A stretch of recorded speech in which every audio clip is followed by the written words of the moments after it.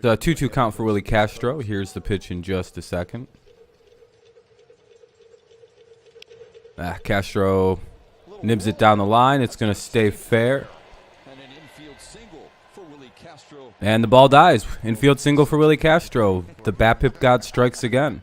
That's just such a beautiful thing. But thank you, Dawson, by the way, for the donation. They're very, very kind. Getting everything finished, setting up. Hopefully the audio is a good mix for everybody. Let me know if it's not. It should be. They're trying to pull the hands inside, pulls them in enough, obviously, and he just rolls that ball right down the third baseline, and it stays fair. Knock. So now it'll be Baez with the runner at first and one away. I'm wondering if Kevin Cash is wondering if that hit Willy Castro at all. What's up, Peter? You have Tigers 1.5. Ooh, we'll see. The guy's arguing, saying it might have hit off Castro. Off to a good start with 8 likes. There's that cutter. Look at it running in. I don't think He might have an argument. I can see why Kevin Cash wants to get some clarity. Yeah, that's probably going to be a foul ball. MLB TV. I don't know. Yeah, it's off his leg. They're probably going to have to take that away. Angel Hernandez is the crew chief down at first. Yeah, congrats, Crom. You guys got the second pick. I'm sure you're excited. If it hit Castro off his leg.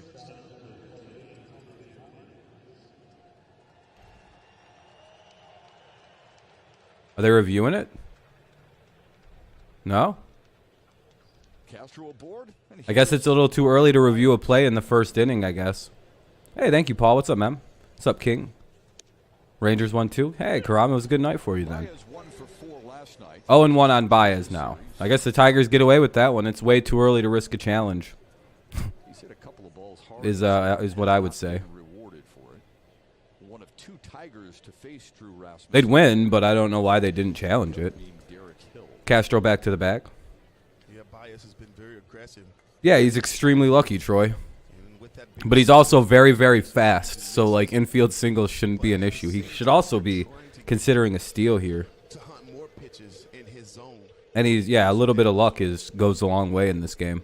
0-1. Runner at first, one away. No score. Top first, obviously. Yeah, that's what I'm assuming, Ryan, because that one's going to be hard to overturn, even though it looked really obvious. But, yeah, it's not that big a deal early. For the Tigers, it's a big deal because this is a really good pitcher in Rasmussen. Another peek at Willy Castro. Rasmussen. You don't want to take his aggressiveness away from him. See, I can't say last names. It's just like I'm just mentally stupid with. Like I'm a very literate reader, and I can say all kinds of crazy words. But like Rasmussen is how that's said, but I doubt that's how his name is said. Last names always mess me up because they're always said with weird accents or. That's a fine line, isn't it, Simo? Trying to change a guy and trying to tweak a guy. Yeah, hopefully Erod's on today. Is it Rasmussen? It's a 1-2 count for Baez coming up. He's been struggling at the plate. About to dip under 200 if he keeps it up. I'm pretty sure. Yeah, it sounds right. Swung on and missed. Strikes out for the second out in the first. Here comes Jamer Candelario. Tigers had 1 run last night. Here comes Candelario now. Jamer Candelario. You had a good time last night in the Trop. Simo came through for me. Hell yeah. Sounds good, Paul. You down there again today?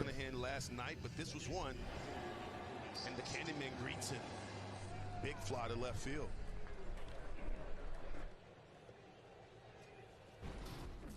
Traveled 430 feet. Sheesh. Of course, at Comerica, we can't hit 430-foot bombs. Batting left-handed against the righty Rasmussen. Not at the game. Fair enough. 1-0. Each of the last 2 games. Shane McClanahan last night and Drew Rasmussen here this afternoon. Don't feel like going. Fair enough. Rotation and bullpen guys, they've stayed on the attack. They have filled up the strike zone. I know it's only a YouTube comment, Paul, but shame on you for not using another apostrophe after butt, or a comma after butt. Arms at every level, starters, mid-relief, and deep bullpen. Look at Mejia here. Seems like he wants to throw down there and tried to catch Castro sleeping, but Castro was able to get back.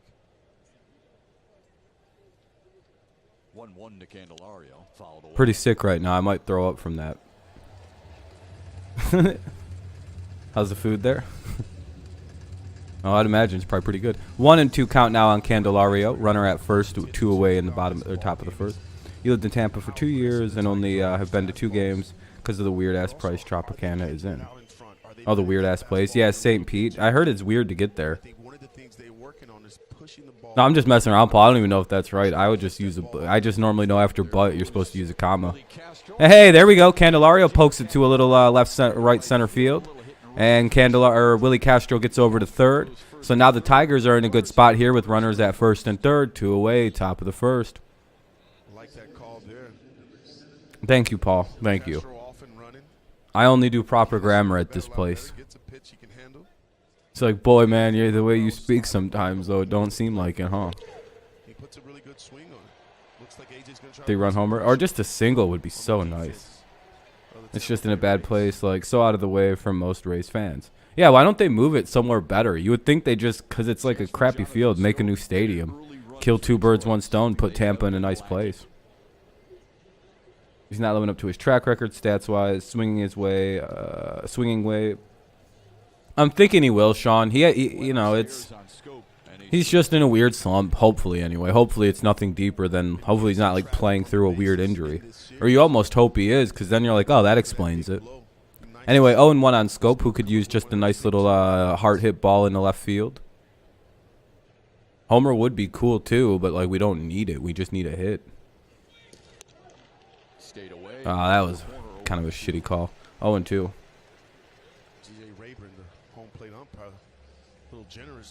There's just no movement. Yeah, more than likely what's going to happen is the Rays are just going to get moved as a franchise. And you got to know that outside part and how far you can go. But it's going to be tough. Hey, what's up, Daniel? How's it going? Welcome, welcome. All day.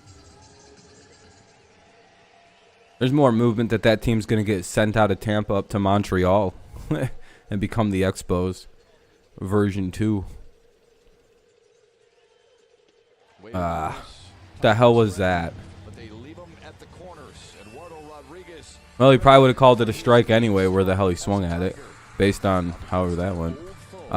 Diaz, Franco, and Ramirez. Diaz, Franco, and Ramirez here in the top or bottom of the first. Bottom of the first, Diaz, Franco, and Ramirez. You fly back up in the morning? Hell yeah, Paul. You going to any of the other weekend series, or now you just heading back to home? Sheesh. I'm way ahead, Ryan. I'm sorry. I hope I'm not I don't mean to spoil or anything. Yeah, it's John Baez, Javier Scope. Same guy, different face. Spencer Scope, Jonathan Torkelson. You know, they're all the same guy right now, basically. It's weird. They all have the same exact hitting problem. It's fucking so wild. All of our power hitters just cannot hit right now, and it's really hurting us. Got to work. Oh, there you go. Yeah, that 2-strike call on Scope seemed quite outside. Yeah, the strike 2 call wasn't the best. What's up, Dawson? Thanks again, by the way. Very kind. By the way, thank you. We're up to 14 or 15 likes. If you haven't left a like, consider doing so. It helps get some people up in here.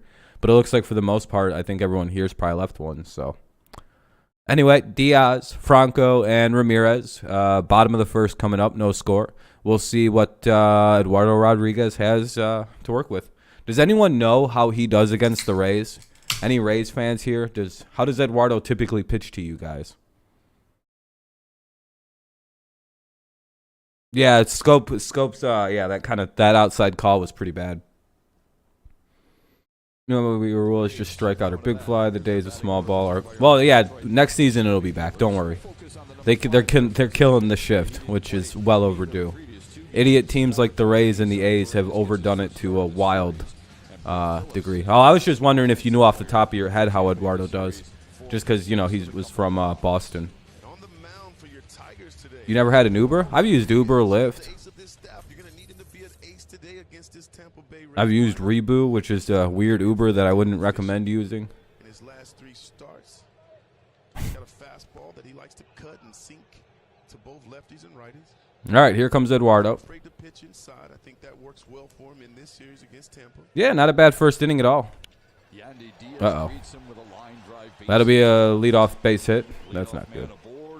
I think Baez has a relative named Joshua Baez that plays baseball too. Maybe Daniel. Rodriguez, we take you back to June of a year ago.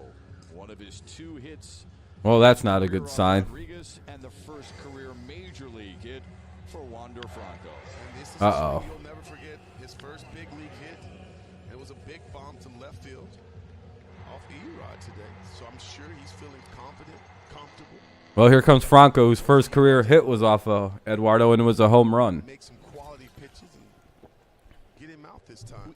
This is a troubling sign. Over the years, he's 2 and 4. This isn't anything good. To try and ambush Tiger starters on first pitches. 0 and 1. Foul ball here for Franco. The scouting report on it, what is it? He's the cousin of James Franco. Wander is. Fastballs be aggressive. Just looks a little different. And that's why I think it's so important for our starters. Troy, I know a lot of Tigers fans in the stands, and Willy. Yeah, there's a lot of Tigers fans in this game. I think because I think a lot of the Tigers players live in and around Florida area because there's the heavy Hispanic, like Latin American influence down there. So a lot of guys who have like Venezuelan families, they just moved down to they just live in like parts of Florida. Number of Cuban guys, maybe Caraccans or.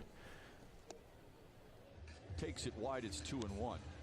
Bo Brisky started Yeah, it would make last sense. night. You had mentioned he threw just 4 sliders. He could not keep Tampa off balance at all. Plus, there's a lot of expats from Michigan living down in Florida. Weather-wise, the weather is enough to move from Michigan down to make you want to move to Florida. It really is. It's just like, man, it's so much nicer there. 2 and 2. Good pitch by Erod. 2 and 2. Like, I want to live in Colorado because it's really warm at the part I was in, but it also apparently gets cold too. So it's like, fuck. And I don't want to move much more south than that. Even if you don't have a great feel for him, you just have to show the hitter It's a little too religious for me. so he can respect it. Yeah, I would love it if it was constantly hot, dude. I hate the cold. I hate Franco. like it's probably 70 degrees and I'm wearing a skull cap and a hoodie. You and I thought And I'm like, ugh, and I got my sweats on. I'm like, oh man, the weather dropped. he sent him back What is out this? there, and he told you the reason why. Yeah, just It's awesome. I love to see our fans pack opposing parks. Yeah, it's a nice thing to see. It used to happen a lot more. 2-2 count for Franco. trust that slider, trust that change. No, I love the heat. You don't understand. Yeah, I love constant heat. I love being sweaty and feeling miserable. Yeah, I've been to Disney World. Yeah, it was cool. Experience I was at the wrong age though. That'll be ball 3. That should have probably been called a strike based on the way they were calling strikes for the Tigers. But hey, it is what it is. Great point. Our farm system is incredible. It's phenomenal because of the Cuban and Latin influence down here. That's also why you see a lot of hometown people making it to the Rays. Yeah, that's just that. And the Tigers have it as well. We have a very heavy, like, I don't want to say pipeline because it sounds weird, but the Tigers scout really well out of like Latin America. The Miguel Cabrera thing is a lot of reason why guys typically like signing with the Tigers. Oh, fuck. and a base hit. It should have been a strikeout on the inside pitch based on the way he was calling it in the first inning. But, I guess for the home team, Behind Eduardo You know. Rodriguez. I guess that wasn't a strike. It should have, yeah, I'd be pissed off too. That should have been strike 3. Center up the middle. It's been like this all series. the Rays are getting very favorable calls by the officiating. Starts as a Tiger. It's one of them, if they don't swing at it, they're probably not going to get a strike called on it. At the hot corner after playing the other corner in the series opener Monday. It's kind of, it's been the theme of this season so far. Since we've been here, and one of the things I've noticed, Here's Harold Ramirez now. it's almost like rapid fire. They're not focusing on the result of where the ball lands. They're only focusing on at the. Yeah, I mean, you guys have been favored, and it's really not close. And I'm not trying to complain. I mean, we lost yesterday fair and square, but See them hit the ball, especially over the plate Ah, come on, Harold Castro. He's so awful. That'll be an infield hit for Harold Ramirez, and the bases are loaded. No, that's an error. That should be an error. Nobody out. Well, this is going to get ugly. This team here doesn't miss fastballs. No, they don't. And when they get a fastball over the plate, they're putting a good swing on it. And there's a really good swing there. That Yeah, it's just frustrating more than anything. and Harold Castro not able to make the play. Because now it's bases loaded, nobody out, instead of like first and second with 1 out. It's a whole different atmosphere now. Here's Arena with the bases loaded, nobody out. Randy Arozarena was hot yesterday, scored a couple of runs and homered in the 8th. Small and dead inside Comerica is one of the better parks. Yeah, I would say it is. It just needs to shrink its outfield dimensions a little bit. So if you're Rodriguez here, you want to, you really want to crowd him. He's been very Probably don't throw first pitch fastball here. That'd probably go change up or something, you know? Throw him off a little bit. No, okay, just going to keep throwing first pitch fastball, so I guess that works. See a lot of that yesterday, did you? did not see any of that really yesterday. The Rays hitters looked very comfortable in the box. Not a dire situation. Tigers had the bases loaded in the 8th inning last night with nobody out. Couldn't score. Yeah, Rays will be fine. I'm sure they'll get it figured out, or they'll have to move it. Missed inside 2-0. 2-0. They'll probably walk this guy on 4 pitches. That'll be really close to the strike zone. That'll all be called balls. All right, those at least were pretty close. The upper deck is closed. Well, you know. 3-0. That was a lot fucking more of a strike than whatever fucking Scope was getting called on. They'll be running on the ground. On the fly ball, you'll see everybody go back and tag up. Then walked him on 4 pitches. Well, this sucks. This is going to be a long game. 1-0 Tampa. Here we go. Who's catcher? Who's up now? Meji? Is that how you say his name? Meha? Oh, okay. Meha is going to come up now with the bases loaded, nobody out. 1-0 Rays lead, bottom of the first. Tigers looking like they're going to lose this game in the first inning. AZ Plan trading customers can order a 2022 Escape today for $259 a month for 24 months and take delivery in summer 2022. Only at your Southeast Michigan Ford dealers.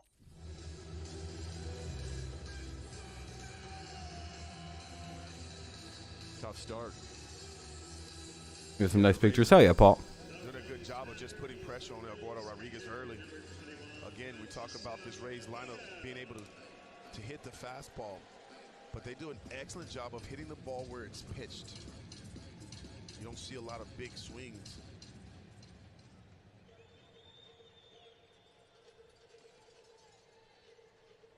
Mejia? Cisco Mejia Okay. stands in. He's the number Mejia. 5 hitter, the catcher. See what I mean? It's spelt Meha, but it's Mejia. And he takes strike 1. One of the things Mejia does well, it stays on the base. Strike 1 though. He likes to drive the ball the opposite way. Wouldn't be a bad idea for Rodriguez to try. Yeah, to I got it now.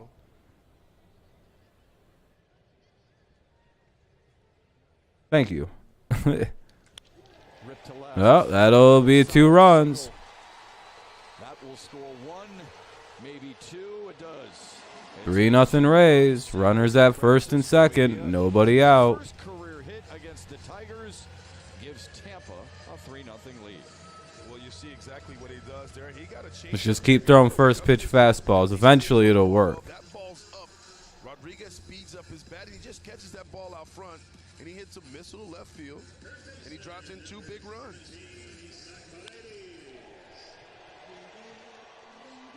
All right, my next suggestion is to throw another fastball. To be impressed with the Tampa approach, don't you? Like you said, they do not. Yeah, I mean, I don't know what Detroit's strategy this series is, but it seems to just Over the plate. be throw fastballs. And I don't know why that is. Here's the former Tiger, Isaac Paredes. April 4 was the day he was traded from Detroit to Tampa. Yeah, Sean, it does. Future draft pick for Austin Meadows. I'm sure Paredes is about to go deep, too, because all this team's doing is just fucking throwing really hittable fastballs for whatever reason. And, of course, the umpiring's pretty bad.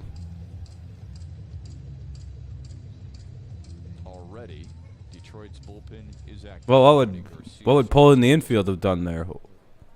That guy hit a line shot over the third baseman's head. If he'd have been maybe played back, huh? Should be an out. Could be an out. And it is an out. And the runners will have to hold. So it'll be one away. Runners at first and second. 3-0 Rays lead already. Tigers games using my connects and perks, but I need to figure out how to do it without exposing my connects. You know, look into it, talk to people. Had an RBI in Tampa's win last night and is 1 for 7 in the series. Here's Brujan. Let's see what happens.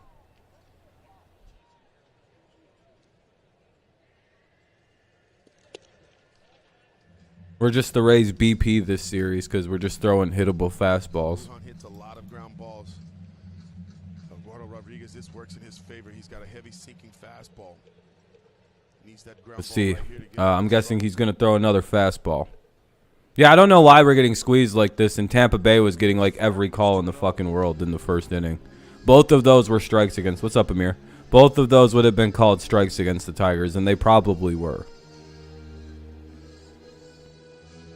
I don't know what the fuck this is. If the Rays aren't swinging, they're literally calling it a ball. It's a pretty weird approach, I guess, by this umpire. All right, I guess another ball. 3-0 to Brujan. It should have probably been struck out looking, but I guess not. If you're the Rays, you just don't swing. It's called a ball in this series. This is obnoxious. Let me guess. Right down the middle, ball 4. Probably wanted to call that a ball, even though it was right down the middle. He's like, eh. He didn't technically swing.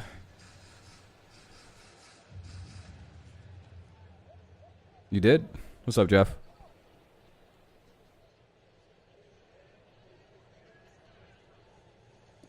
And the only actual ball of the at-bat is right there.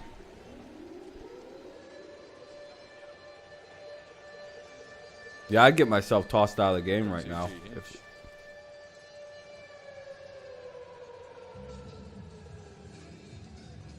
Yeah, they're pulling him. He's making a move. He sees something, doesn't he? Yeah, he sees something. Not sure exactly what it is. But after he threw that pitch, he calls out the trainer. And AJ wastes no time. You got to go get it. Oh, he's hurt? Oh, yeah, lovely. Of course he is. Last thing the Tigers need. All right, another injured pitcher. When we come back as Ronnie Garcia trots in from the bullpen in the first.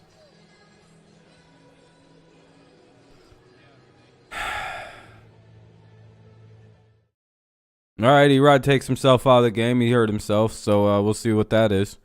So another injury. Here's Walls with the bases loaded and 1 away. Ronnie Garcia is going to come in and replace the injured Eduardo Rodriguez, of course. Another injury. Why not? Tigers don't have enough of those, especially at the starting pitcher position. Looks like Wilmer Flores is going to be fucking making his MLB debut this season at this rate.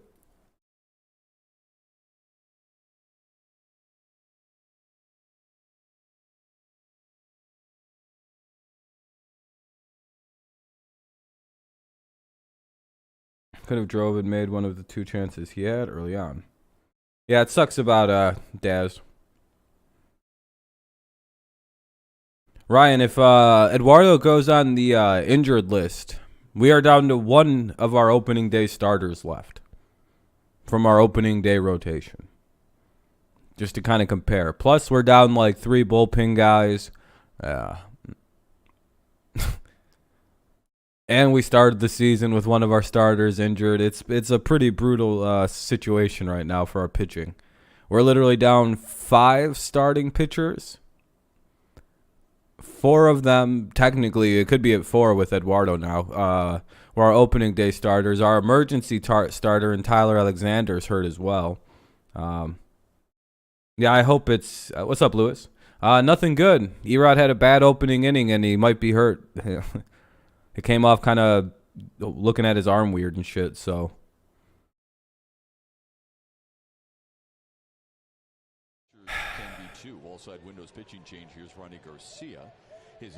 Well, let's see if we can get out of this somehow. Double play? I don't know. Eduardo Rodriguez. Yeah, the 4-game winning streak was really good. Let's just hope that, you know, it doesn't propel like a 5-game losing streak.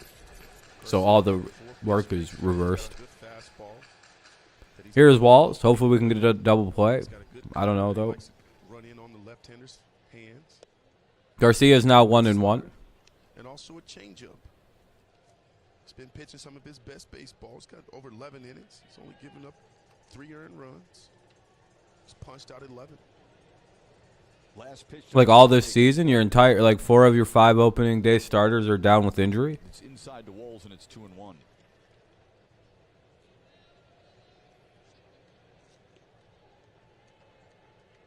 Should be able to give the Tigers 2 to 3 innings here. Like we've lost our entire opening day rotation. We have nobody left from that. We're about to be throwing 4 or 5 rookies. That's crazy. Didn't know that. Not that Eduardo Rodriguez necessarily needs to go on the injured list just yet, but did We're down Alexander, Cisnero, Funkhauser, Matt Manning, Austin Meadows, Casey Mize, Michael Pineda, Victor Reyes, Jake Rogers, Spencer Turnbull, and Riley Green. By the injury bug.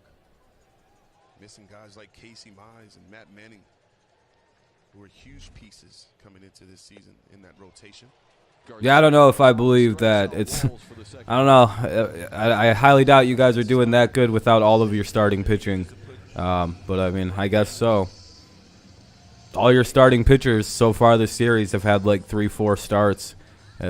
So it's like, well, which starters are hurt? Seems like most of your rotation's been pitching all season. So at least the first 3 guys we've gone against. In the strike zone. See a lot of guys swing and miss over the top of that pitch. Why would we bring in Fulmer? He's not a starter. Are out for at least 3 weeks. This is the bullpen. Yeah, I mean, bullpen sucks. Those are actually worse injuries. But, like, we don't even got starters anymore. It looks like it, Sean. He left with an injury. He got taken out because of, the trainers took him out of the game. Like, he called for himself to get took out. It's pretty ugly. Sucks, Ryan. Injuries are the worst part of the season, I would have to say. The other one was a fastball. Scooby? The unique thing about Phillips is coming into this series, he had gone 1 for Scooball? Yeah, he's the only one. When I'm saying 4 of 5 guys left in the rotation, that means Scooball. Like, who do you think I mean when I say there's only 4 guys? There's only 1 guy of 5 left. What do you think? It's just some mystery pitcher that I'm never going to name? 1-1, 2-1. Seems like he's got a really good feel right now. I mean, it's not that hard to deduce who's the only guy that was there when the season started. None of these. I don't even think we got another starter we can bring up at this point. If Erod is actually like hurt and has to go on the injured list. the 2-1. Hey, we finally get a decent call. 1-2 now. It's a good spot right there. Good location. Again, we talked about Phillips really hammering You that Seattle ball rattling back. dudes off. One of those guys you right now, because he's seeing the ball so well, you want to stay away from him. No, the only guy there is Scooball. I don't know. Thought I was pretty obvious about that one. I don't know. I was just naming all the guys that were on the injured list for the Tigers. I don't know what you were listening to. This home run. Yeah, take a look at the location, though. That's the left hand. You're the only one who heard it weird. I don't know why you. I guess you think I don't think Scooball's not hurt. I don't really know what to think, Paul. Hey, they got a strikeout. They get out of it, but they give up a fuckload of runs. So we're down 3-0 early. 3 runs scored for Tampa. Well, Harold Castro did something big in game 1. Who gives a shit? He committed an error in game 2 and fucked us good. Castro, Torkelson, and Barnhart, 3 quick outs.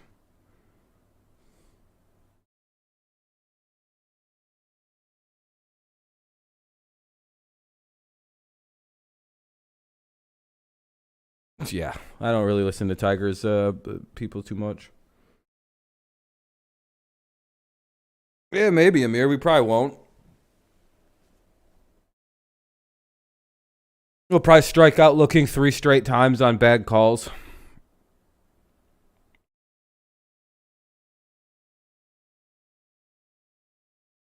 I can predict it. It's going to be some calls that everyone's going to be like, well, that was balls for the other team. What the fuck is this?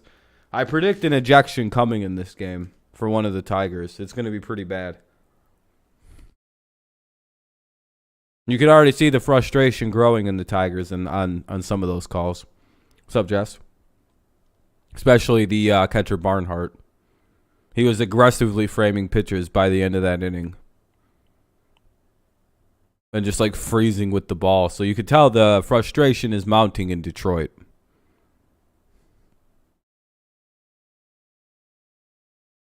Exactly, Sean. No, Daniel, it's not. 3 runs isn't impossible to come back from. And it should be comebackable. But, you know, it all depends. We're going to have to kind of hope guys just start hitting home runs because we ain't manufacturing horse shit.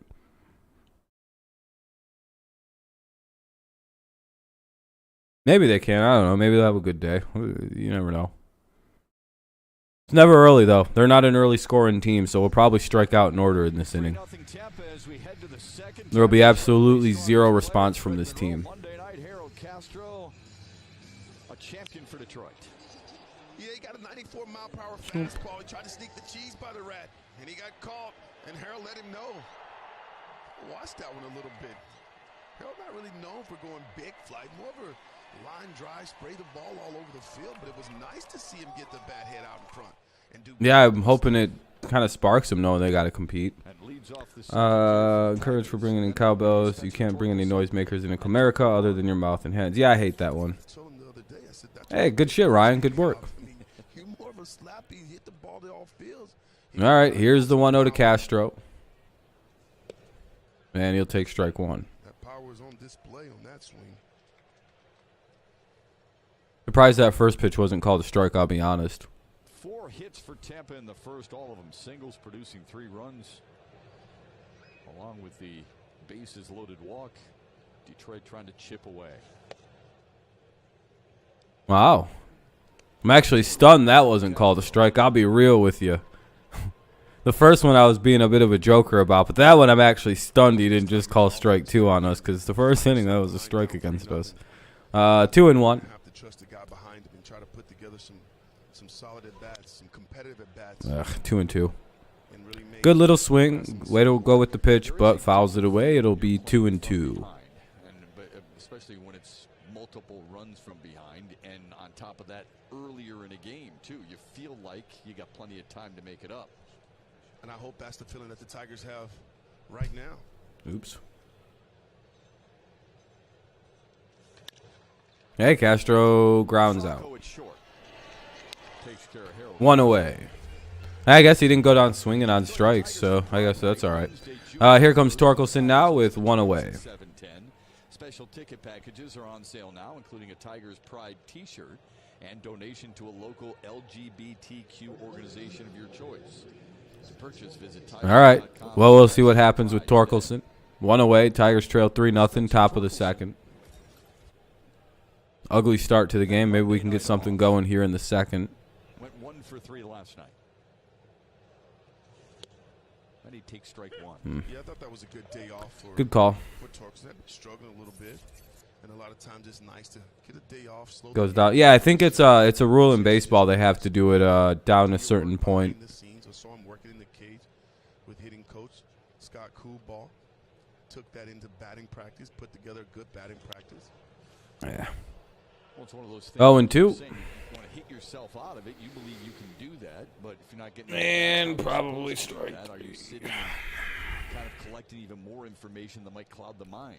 Well, I don't think he was collecting too much information. I really think he was just getting a breather to where he can kind of slow the game down for himself. And it showed yesterday. He put together some better at-bats. He did. Had a nice base hit to right field.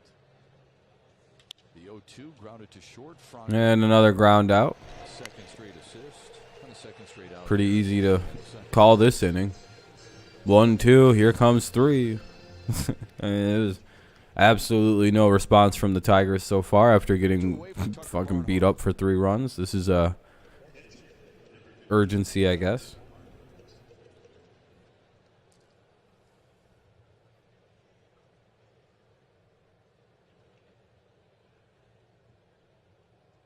Barnhart started Monday night, but watched last night from the bench.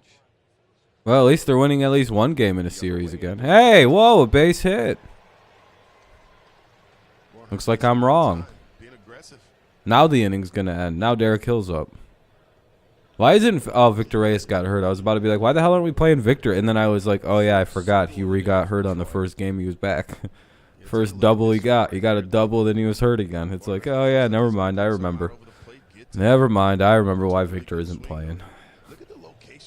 Hey, we're up to 18 likes. I appreciate that, everybody. Very kind. We're just a couple likes away from the like goal. Take a... all right, Paul, enjoy the rest of your time in Tampa, my friend.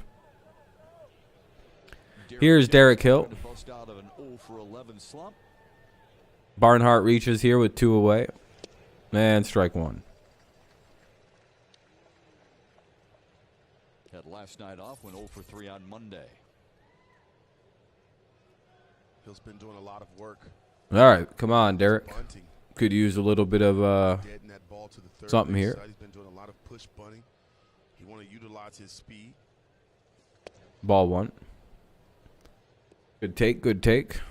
With 2 outs, unlikely for that to happen now. Back in the old murder mitten. Process there, you know. Making more contact, getting on the base, and being able to cause some havoc with those legs. Can be so valuable for Detroit's offense. Here's the 1-1. 1 and 2. Swing and a miss on a ball he probably didn't need to swing at. It can be a very uncomfortable at bat against Drew Rasmussen. Rasmussen. All right, I was saying it right then. Yeah, he's striking out. He's gonna come high and inside and strike Willy out, or Derek out. Watch. Yank. That was easy to figure out. It's like, yo, Derek, I knew what he was about to throw you. How the fuck did you not know? I even probably figured it would be a fastball up.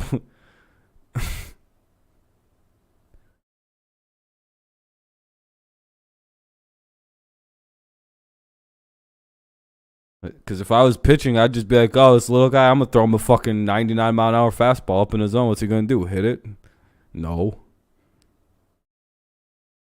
All right, well, the Tigers at least got a hit, so they, you know, did something. Something or the other. Anyway, Diaz, Franco, and Ramirez. Diaz, Franco, and Ramirez. Bottom of the second coming up. 3-0 Rays lead. I'm just waiting for the news that Eduardo Rodriguez ruptured his fucking UCL and needs Tommy John. I'm going to be like, oh, yeah, that's exactly what happened. I mean, the guy was at first. I don't really, it's not a big deal, I guess.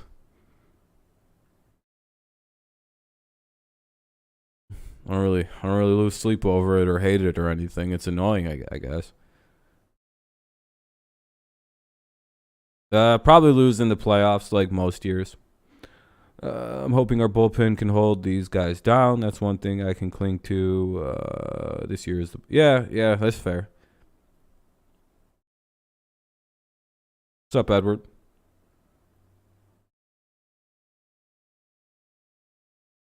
I don't think a 2-out single is any form of momentum at all, but all right. But yeah, undisclosed. They're keeping it a secret. I don't think so. They probably just don't know anything about it yet. What do you mean undisclosed? Undisclosed. Like they're like, we can never let anybody know what the injury is. Fuck off and die. It is undisclosed, top secret information. They probably have to just look at some things and get an X-ray. Just stick with it, no matter what. Just keep your head down and just keep on pressing on. I don't know, probably 2 or 3, I guess. First round pick in 2014, and of course, Ball 1. all these years later, Top of the lineup for the Rays. Advice you'd give to your younger self. Obviously started this season on the injured list. Last year missed a bunch of time with kind of a freak injury with him and Akil Baddoo. Stay in here, baby. And one away. Fly out to the warning track. And there'll be one out. Now up is Franco. The term injury prone when we describe your career. He said, I don't take offense to that. That is part of his story. But again, you come in as an 18-year-old as a rookie, and now here's a 26-year-old man living out his dream, which he still calls it a dream. Doesn't take offense to being injury prone. Doesn't necessarily want that to be dictating his story moving forward. But when healthy, guys, we know how much he can help this team. Yeah, offensively and defensively. And let's face it. Yeah, they just don't strike me as a World Series team. Have a lot of guys that scare you speed-wise.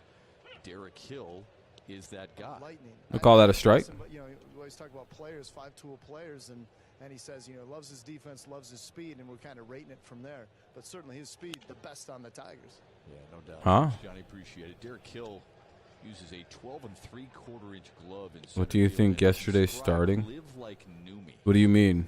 inside. That's a very vague statement. I have no idea what you could possibly mean by that. Skateboarding accident in 2019. And I'm not trying to be mean. That feels like an incomplete thought or a very open-ended dialogue question. Play center field. What do you think that means? He's not afraid of the wall. Sometimes. What about yesterday's finish? Right into the wall Or yesterday's middle? What do you think? Oh, 2-1 to Franco is outside. You've actually 1-2 now. Ball a bit outside. Try to get him to chase, but there wasn't anything to really chase. It was just a bad pitch. All right, let's see. 1-2 from Garcia. Done a pretty good job in relief work so far. Do you mean, what do I think of yesterday's starting pitcher, Brisky? I think he's fine. I just think he needs to develop a strikeout pitch. And I think the reason that he's up in the majors is, like last year, out of necessity, when we had to call up Matt Manning a little early. Whereas Matt Manning would, it's almost the same exact feeling watching the two of them pitch. What's up, Mark? With Matt and Brisky. Matt last year could get ahead just like Brisky did on almost every one of these hitters, and he just doesn't have the put-out pitch. And Matt Manning last year didn't have a put-out pitch. He had like a fastball, a second fastball, and a changeup. It was just like he was a year away from having developed that like killer pitch. And I think Brisky's in a similar situation where we had to call him up out of necessity, but it would have probably paid off for him to develop like a slider or something at the minors this year. Here's the 3-2 coming. Kind of, you know what I mean? How Matt Manning looks like an entirely different pitcher early on this year. Like he looks like a better pitcher. He's probably walking this guy. His Garcia's accuracy is all over the place, but it's not really his fault. He's kind of coming in warm or cold anyway. Well, 3-0 Tampa holds on to their lead. Bottom of the second. Runner at first. 1 away. Juan Soto, what position does he play? Catcher? First 10,000 fans receive a free Tigers camel floppy hat. For tickets, visit tigers.com/tickets. Outfield? Yeah, I'd take him. But I don't know what we give up. I don't think we'd have anything Nationals would want. And I want to give up like Riley Green or Torkelson. That'd be stupid. So I don't know. They take Casey Mize and like fucking Jackson Jobe and Cody Clemens and Dylan Dingler or some shit. I'd fucking do that. Yeah, but I don't think they'd take all them guys. Those guys kind of suck. And I'm not giving up Riley Green for Juan Soto. That's suck a dick on that. I don't want to do that. I'll give up almost anybody else other than Torque and Green and Scooball. It's 3-0 Rays. You can see it on the screen. This is a shitty call. 2-1. Plenty of Tigers fans here in attendance. Man, that guy just took that kid's chip. What a piece of shit. Yeah, I love the old school Tigers jersey the dad's wearing there while chomping on the pretzel. Yeah, that's one of my favorite. Yeah. Who, Riley Green? Yeah, I know he is. A little late to make it 2-2. Chip, I thought that was by design. with Torkel. Personally, I think all we should trade for Juan Soto is Willy Castro, and that would be a fair trade. And that's one of the things that Ramirez does well, and that's hit that ground ball. That I think Juan mid-row is a little overrated. Nationals suck, so I mean, he can't be that good. Yeah, good little snap throw, but nothing to it. You said the 4-4 hole. We've heard of the 5-hole in hockey for a goalie. What's the 4-4 hole in baseball? when he starts thinking about, you know, the 5-5. So it'll be 3-2, another count that's getting away, and this is the potential start of another bad inning. 4-4 hole right there. You see Scope moved over here. Scope's way over here. That's exactly where he was trying to do right there.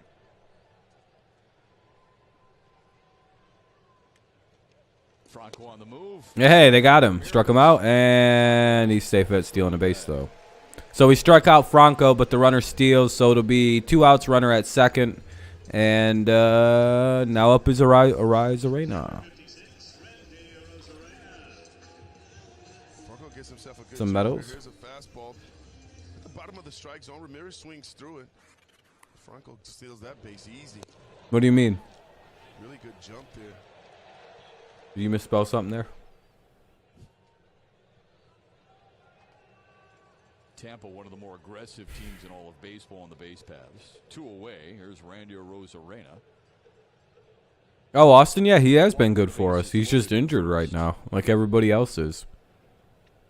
Tony Garcia has faced 5 batters so far. Simo, he has struck. I'm just waiting for more people. It's just at this point, I don't know who else is going to get hurt, but I'm sure everybody will be at one point. The way he's utilizing all Pretty soon, we'll just have the Toledo Mudhens playing at this level. And we'll probably hit better and shit. It'll make no sense. It'll be really confusing and upsetting. by being able to use all your pitches. Call back up the normal guys, and they'll just suck ass for the rest of the year. Like, why don't we just use the AAA guys? And the team's like, no. We must use only big leaguers. Yeah, Hinch is going to go down with like a broken rib and shit. We're going to have to get managed by, I don't even know who the bench coach is. Cool Ball himself, probably. I think it's Feder, actually. I don't really know. I would guess it's Feder at this point. Taps it foul. Garcia head now. One of the things that the Tigers bullpen has been really good at is putting up zeros. You know, if AJ does leave, though, Opportunity to get going. Hopefully they're able to do I really hope they hire Chris Feder as the head coach. Fuck it. Why not? He's probably pretty good. He seems like a bright young mind for this game. And look how good he is with these pitchers. Bunch of mid-ass pitchers we got a top-tier bullpen.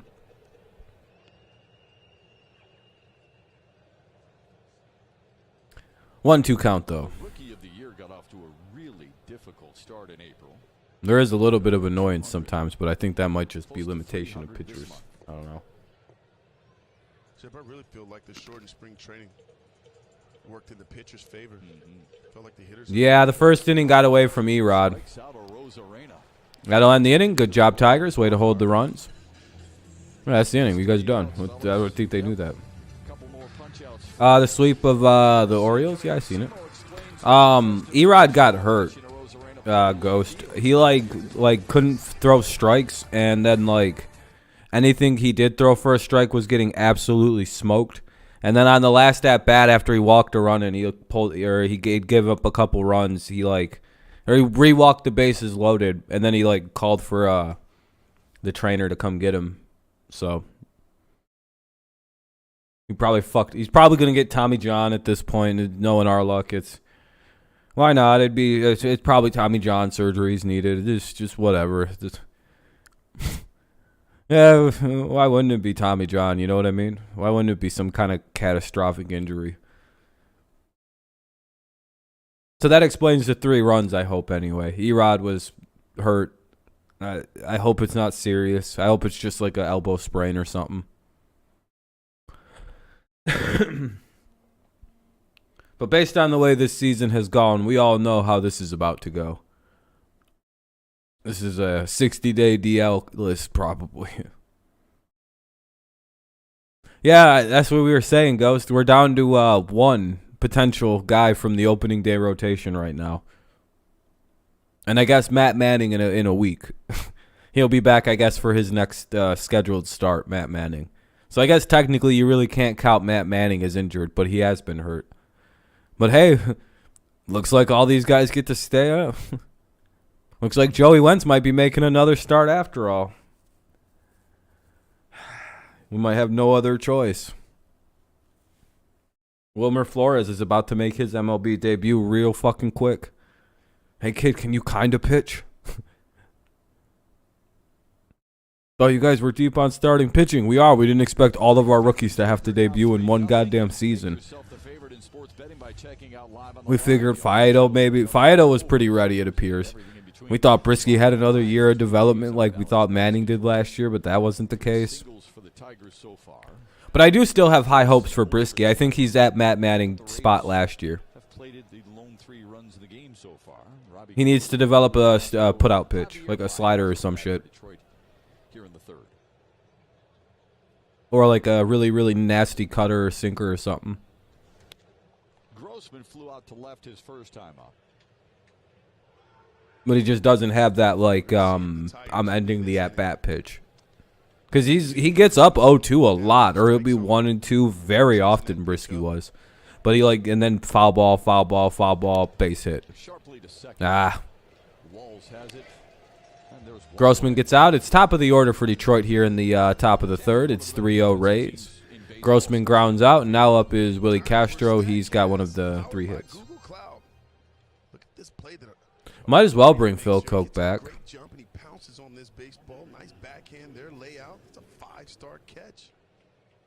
That's all teams do against us, by the way, is make 5-star plays and shit. That's also another big reason why we can't win any games. Everybody just makes a crazy play. He's hurt too, Edward. He probably needs Tommy John. He's got such good athleticism. If you're wondering where one of the Tigers players are, odds are they're probably on the injured list. He's a playoff performer. And that's a bit of a bummer. Came over from St. Louis in January of 2020 from Matt Liberty. But Tigers are still in this game effectively. I mean, from the ALCS MVP a couple years later. Castro takes one high, and it's 1-1 here for Willy. Here's our best hitter, Willy Castro. That hurts to say, you know that. In the lineup with all these hitters, and our best guy is Willy Castro. He's the only at-bat I actually look forward to happening, because he somehow gets on. It gives me a good feeling. I'm like, yay. Even when he doesn't get on, he still like hits the ball or has a good at-bat. Like, he's 2-1 right now. It's a good start to an at-bat. For a Gold Glove. 2-1 to Willy Castro. Bad swing. 2-2. Castro was aboard in the first, a little dribbling base hit down the third base line. Seems like the umpires fixed his strike zone a little bit. I think he was just wilding out in the top half of the first. I don't know what the fuck that was. He's certainly become consistent with his zone at this point. And he's sticking to his game plan. Tigers are going to have to counter that. Come on, Willie. Damn it. Well, the BAPIP god doesn't strike there. He grounds out up the middle. Almost beat that bitch out, though. If it would have been hit a little slower, he actually probably has another infield single, which is hilarious. Anyway, here comes Baez to... I don't know what he's going to do. Probably get out. What are we thinking here? Strikeout or a ground out? Weakly to the left side of the infield somewhere. Come on, Hobby, hit a home run. Let's go. We need a home run. We signed you to hit the ball really far. He tried. All right, I like that swing, though. 0-1. Big cut and a miss by Baez. That's not out of his extended zone, I would say. Arizona's 39th round pick out of high school in 2014. Went to play at Oregon State. Tampa picked him in the first round in 2017, but he didn't pass his physical, so he stayed at Oregon State. Nope. All right. Yeah, he's striking out. And it's 0-2. aren't bad seats right here. You're right up close to the action. You're basically down on the field. It's like they can have a conversation with the bullpen down there. It's like your backyard. It's like having a backyard at the ballpark. All right, here's the 0-2. Baez at the dish, 2 away, top of the third. Your house, but you know what I mean. Yeah, at least we got Rasmussen up to fucking 46 pitches coming. Up high. So, all right, at least we're driving up the pitch count a little bit. We're not just fucking rolling over listlessly every at-bat. In 2017, so had to return to school. Milwaukee drafted him in the 6th round the following year. The reason he didn't pitchers you can win? Yeah.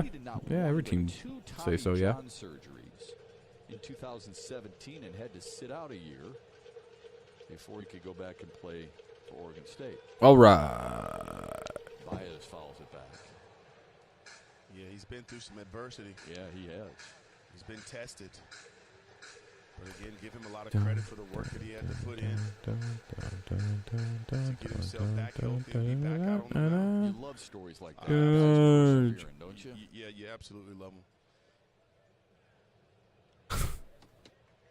Now let's see what Baez gets. It's a 1-2 count. Primarily a reliever before he comes here to Tampa. And now in their starting rotation with What's up, Cards? stuff, without question. Here's the 1-2. Baez drills one left field. And that ball is foul. And into that picnic area. Somebody catch that with a cowboy hat? He sure did. You got a cowboy hat? Damn, that just missed Landon fair and being a ground rule double. Cowboy hat. Take a look at this play right here. Missed it by literally about 4 foot of a fucking ground rule double. I'm not sure he has the cowboy haircut now. Not look at him. He wants all 1-2 count though for Baez still. He fouls that one away. I like that hat though. Start passing out his phone number soon. Sure, yeah, that's me. Can I have a picture with you? Absolutely.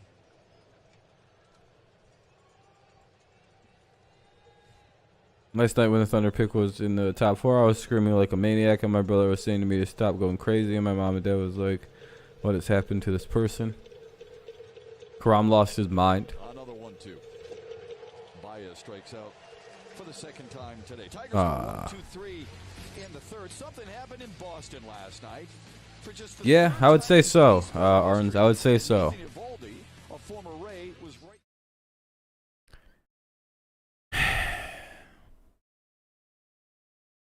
Mejia, Paredes, and Brujan. Mejia, Paredes, and Brujan. Top of the, or bottom of the third, rather. Bottom of the third coming up. 3-0, Rays lead. I would say a little slump anyway. Nothing too dramatic.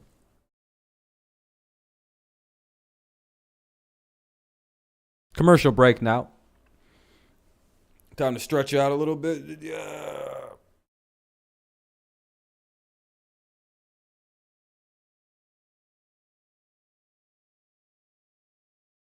It's been rainy all day by me. I don't know about by anyone else. The weather sucks today. I've been enjoying the good weather, but that kind of, stopped. How cold is it out? 50. Yeah, it's only 50 degrees, too. That's probably why I feel cold. Yeah, he did, Judy. Hey, it's not easy to strike out as much as Baez has been doing lately, It's raining by you. Yeah.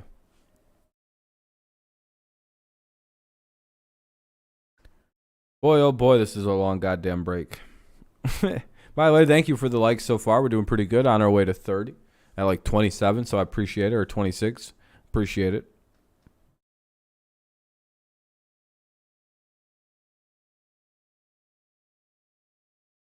Boston starter Nathan Eovaldi for 5 homers in the second inning. So we could use 5 homers in an inning. That many homers in an inning. Astros broke a franchise record, tied an MLB record for the most dingers in an inning. And they kind of a give call for the Tigers. Panic in Beantown. What's up, Mike? How you doing? hard and far. Tigers just saw Houston. Ball 1-1 outside. Game series, and the Astros swept It'll be Detroit. Mejia, Those were outside of one game. Paredes, and Brujan. Bottom of the third, Rays up 3-0. Yeah, very. Now, Garcia in for Eduardo Rodriguez, who left in the first on a potential injury. We're not really sure yet. We'll get updated soon enough. what can happen in the great game. Hopefully it's nothing, and we just kind of, we don't have to think about it. It was tight ball games. There was a lot of tight ball games. 1-2 You count. got to see where the two teams are. We're talking about Comes a strikeout if you go low in a they were the American League champs. Yeah. They're ahead of the Tigers, so they executed when they needed to. lefty. Oh, yeah, high and away. Just kind of pelt him away. One of the things that You're good. I'm glad to hear. are trying to get to. We're trying to get to that. Hey, he tried to go high and away. He didn't chase, though. Games. And we will. Yeah, that was a weird trade, Ryan. Maybe Paredes turns out to be something good for you guys, though. He's got potential. But it seems weird to have traded away a guy like Meadows with all that control left, too. Yeah, then he's down on strikes. All right, good pitch by Garcia. He did go low and inside. I didn't actually expect him to go low and inside just because it's a lefty. That's a pretty risky maneuver. But I guess, that's a nasty slider. Ball just keeps running in underneath the hands. I was thinking high and away. He tried that, but then it was like, all right, he wasn't chasing. So I guess you just go the opposite side of the plate, which is high and inside or low and inside. The reason I laugh is because you have to see Simo as the pitch is taking place. Paredes up. Kind of backs himself up a little bit and says, Ball "That's 1. nasty." You could tell it's nasty when a former player is wincing. just Isak a 0 little for bit 1. As the pitch is being delivered. One away for Isak Paredes. Grounds it foul. It's 1-1. Garcia's a starter? No, he's not a starter, though. That kind of movement. He doesn't have that kind of stamina, the duration to do that. He's probably only good for the rest of this inning. Ball just kept running in on. So what do you, I mean, And maybe some of the fourth inning. Take it. You can't hit it anyway. so easier said than done, but I feel you. 1-1 is outside. You mean just not signing a Freddie Freeman anyway? His first time up. Just letting him leave. Notice hitting is a lot easier for me. 2-1 here for Paredes. Sitting up here in this booth. I do it every night on my couch. Why don't you hit that? 3-1. Come on. Don't walk this fucking guy. Now you don't. They just disappear. Yeah, just a little addendum. The pitcher out there is usually pretty darn good, too. 3-1 to Paredes. Fouls it away. All right, good pitch. 3-2. You can go high and inside and strike him out, like high in an inner third of the plate anyway. You won't hit it. Three in the series for It's a free pitch. He had been a pinch hitter on Monday and on Tuesday. This is his first start in the 3-game set. Let's see the pitch. Drives one deep left field. Oh, shit. I'd have got took deep. He was sitting on it. Well, that was a bad call. He'll relish that, won't he? No, that was right down the middle. Never mind. That was a bad pitch. And you always I was right on my location. That motherfucker just threw it right down the middle. Never mind. do something special. I'm seeing it on the screen now. I pulled that up real fast. All right. I feel way better about what I said. He threw it right down the middle of the plate. Ugh. Look at his There you go, Edward. That's how you do it. flip, little bat flip, and then he's off and running.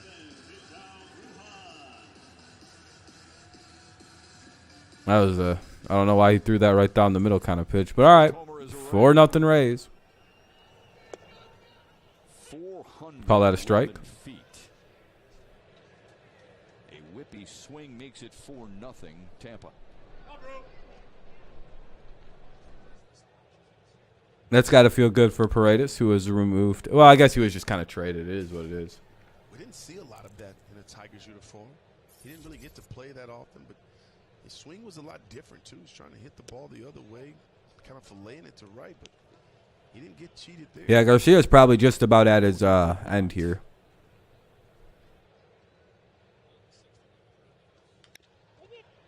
Ground ball to first for Spencer Torres. That'll be the second out of the inning. In the Tampa third.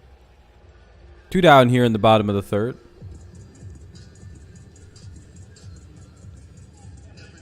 And now a message from Yeah, Cards, it sucks. Slave ball, Michigan. Shut the lid latest in Tiger style with your favorite brands and throwback designs. Rally House has What's up, Adrian? for every fan. How's it going, my friend? Unique parts of this ballpark, any ballpark really, in all of baseball. The Stingrays in center field. I'd go in like Rambo and kill all of them. Over and touch 'em. Or, you know, hurt them all anyway. Not, I wouldn't say that word out, you know. Yeah, it's not a goldfish. You're not feeding them, right? Get them back for what they did to my boy. Touch them and then get away. I mean, they're called what, stingrays? Stingrays, right? For a reason? Yeah, for a reason, right? It's a draw for. You think this was a Rays broadcast? Why is that, Mike? If you're going to come to this ballpark and it's only going to be once, you at least have to visit that. No, area, that's don't a you? nice. It's a nice Paredes draw. took his There's no yard. question. It's a nice draw. Yeah, it sucks, Ghost. There you go, right there. Don't jump in. Wouldn't want to upset them. 2-2.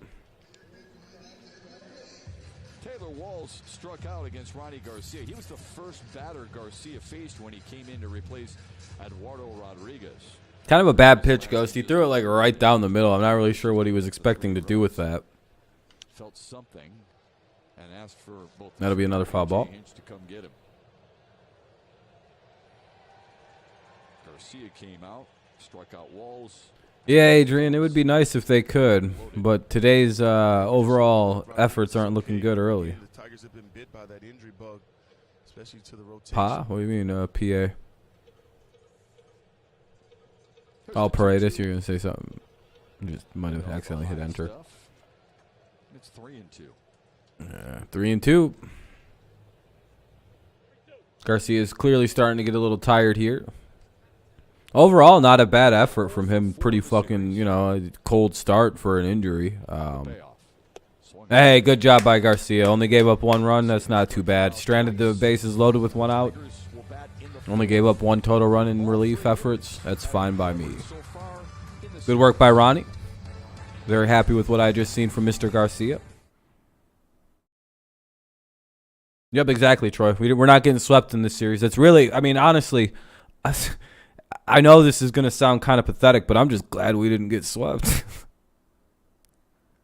Against us, yeah, something up with the organization, hitting coaches or some shit. No, I don't know. Sean, it's really easy to go. Let's not overrate that home run. I'm going to show you guys something. I know no one's going to listen to what I'm going to say, and it probably doesn't matter, and it's going to fall on deaf ears, but it was a 94-mile-an-hour fastball right down the middle. I mean, don't overvalue what it was. I'm talking it was like right down the middle. If Paredes didn't hit a home run on that, he should be cut from pro baseball. I mean, it wasn't even 94. It was 93 on the gun. It was just like 93.8.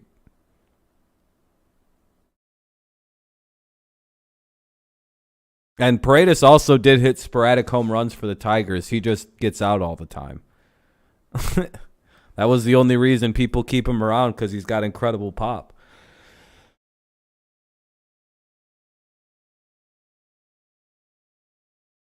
Oh, that'll be coming, Cards. We'll have a lot of bullpen games coming.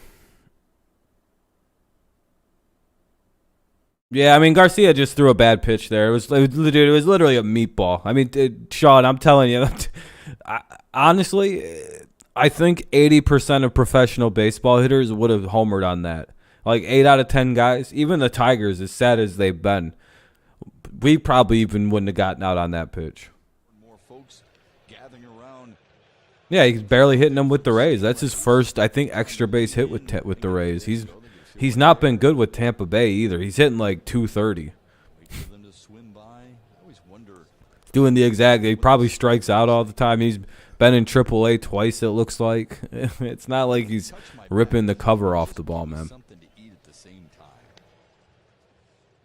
Jamer Candelario hoping to eat here in the 4th. Had a homer last night. Yeah, exactly. Sean, don't overvalue a single home run. He got a hold of a fastball right down the middle. That's pretty easy to do in this league. In game 1. On this team, Especially these Rays. These Rays seem to like only preach hit fastball. Starting to heat up a little bit, and that's a good sign. for this offense. Like they're a fastball dependent hitting team, which they do really well. I don't know why all we do is throw fastballs to them. Singles for the Tigers so far today. Man, that's strike 3. Gets caught looking to start the 4th. The Tigers are starting to get frustrated. 2013. Speaking of that Stingray pool out there in center field, look at this. Remember this? I do. How about the big fella? Splashing. Absolutely splashing. Went for a swing. Yeah, he's been consistent though. What do you think was going through He's been giving the Rays and the Tigers the pitchers those calls all game. You want to go to Tampa and beat up the Rays? He's calling it both ways. He's been ringing up Rays hitters on the same thing all day, so, or at least giving them strikes. That was just a baseball. Miguel Cabrera was Exactly, Adrian. All right. Can you toss it back? How y'all think the Lions are gonna do? The Lions coming up. I don't know, better than last year. Jonathan Scope struck out. Yeah, I'm Lewis. I'm doing fine. I'm in a great mood, but just kind of annoyed with the product on the field as per usual. Swing and a miss. 1-1.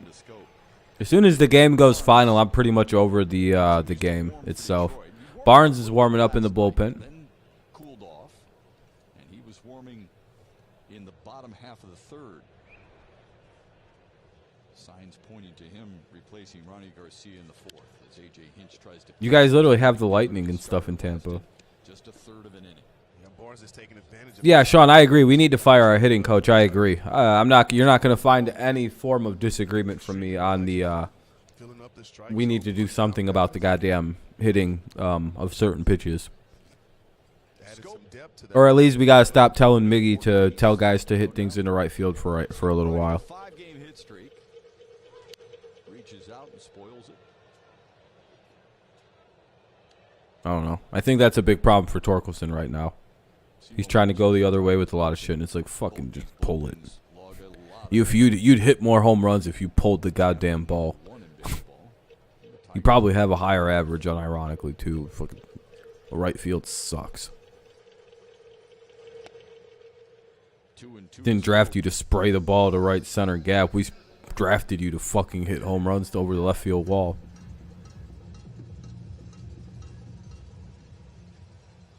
Best scoring chance for the Tigers. I don't know. Runners at 1st and 3rd. It's hard to tell because teams with really good hitters, it's like, do they have good hitters because the hitting coach, or did they just buy all the good hitters like the Yankees and the Dodgers? Like it's hard. It's one of them. A guy like Tarek Skubal, I don't know. We should have hired Marcus Timms. That's all I'm gonna say. when it comes to working quickly. Don't know why we didn't hire Marcus Timms as a hitting coach. He was right there. Efficiently. Bounces that one. Raised in It's Kissimmee? 3-2. Did I say that right?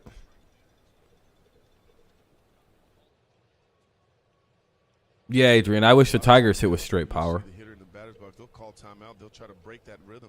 Yeah, exactly, Sean. I don't know what. I'd rather him just pull the fucking ball at this point. It's like, dude, just pull it. I'd rather you hit into the shift than just be a shift victim. That way we can blame it on something. Now you're just trying to be Miggy, and it's fucking. Oh yeah, that's strike 3. Long term, I will say though, Torkelson will probably benefit from hitting like this. It's way bigger of a gap to have to deal with now, because he wants to hit the ball to right field too. This slider here backs up on him. Which is fine. He's clearly going to be good at it once he gets it figured out. He's almost got it figured out. You can see it like slowly clicking in for him. But it's like, man, if you'd have just been pulling it, you'd be hitting like 250 right now. I like that call. That's the frustration a little bit, I would guess. I definitely believe that. He was just concerned with just fucking ripping it down the line. He probably has 5-6 home runs as well, dude. He's too focused on Castro. making the whole field in play. Again, probably for the better long term, right? But Castro grounded to short. it's so annoying. First time up. Lions fans? Yeah, Lions had a pretty good draft. Oh, you're a Braves guy, Mike? For sure, for sure.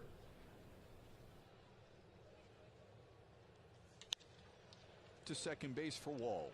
Stays down on it. Exactly, Sean, and he's trying to do that as a rookie, being a complete hitter, and it's like it's very admirable what he's doing, and but it's like, man, Torque, that's a big plate. You're trying to just pull it for a few years, man. But I think he's already got the timing down to be a pull hitter, and that's why we're thinking that way. You know what I mean?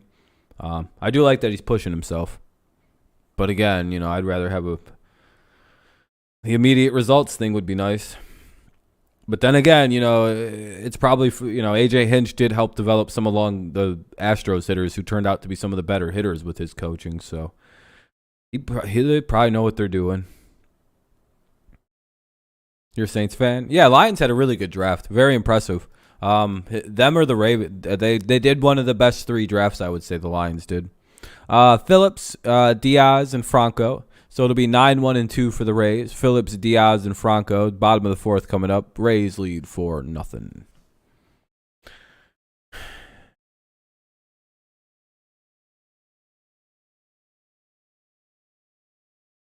Yeah, I mean, it was a straight up lie, but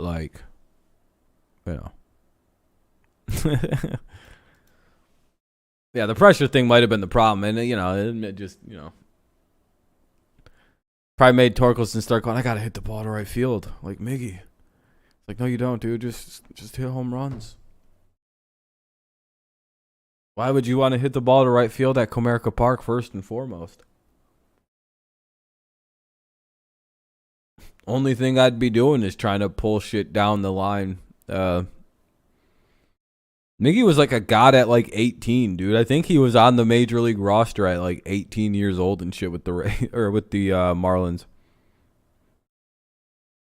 They're like, well, we would have debuted him 2 years ago at 16, but legal rules. We had to wait till he was an adult. Made one mistake, but overall, pretty darn good, huh? All right, Garcia did pretty good. Came in with the bases loaded, got the outs that he needed to not give up any extra runs, to keep it at 3-0. Did give up a solo homer, but that's all that they got off him in about 3 innings worth of work. Went, 2 2/3?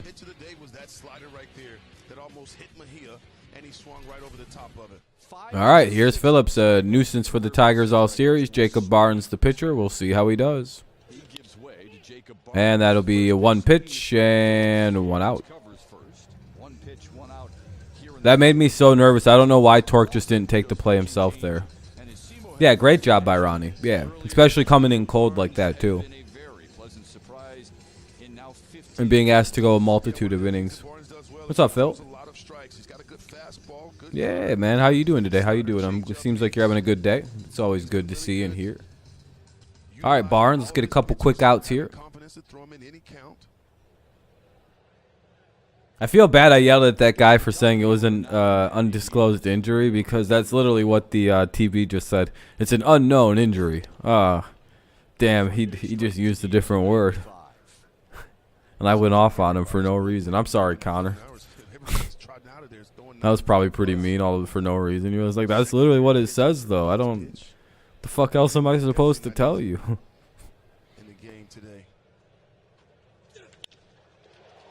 Ah, damn it.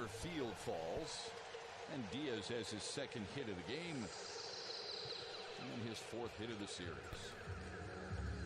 1 on now. Diaz singles. 1 on, 1 out. Here comes Franco, who's going to line out to the first baseman for a double play. Watch this shit. And then Torque's going to hit a home run to start off the next inning. It's going to be a glorious couple minutes. And takes walks. He's 4th in the American League there. So kind of your ideal guy at the top of the order, even though he doesn't have blazing speed. Here it comes. First pitch of the at-bat, too. Watch. Good eye. All right, never mind. Ball 1. It'll be the second pitch of the at-bat that happens. Franco stands in. Singled and scored in the 1st. Walked and stole a bag in the 2nd. It was just a bit low. Well, Garcia came in and did his job, put up some zeros, gave this Tigers offense. Personally, I would have swung and hit that, but I'm built different than Wander Franco. Jacob Barnes here. I'd have golfed that for a home run.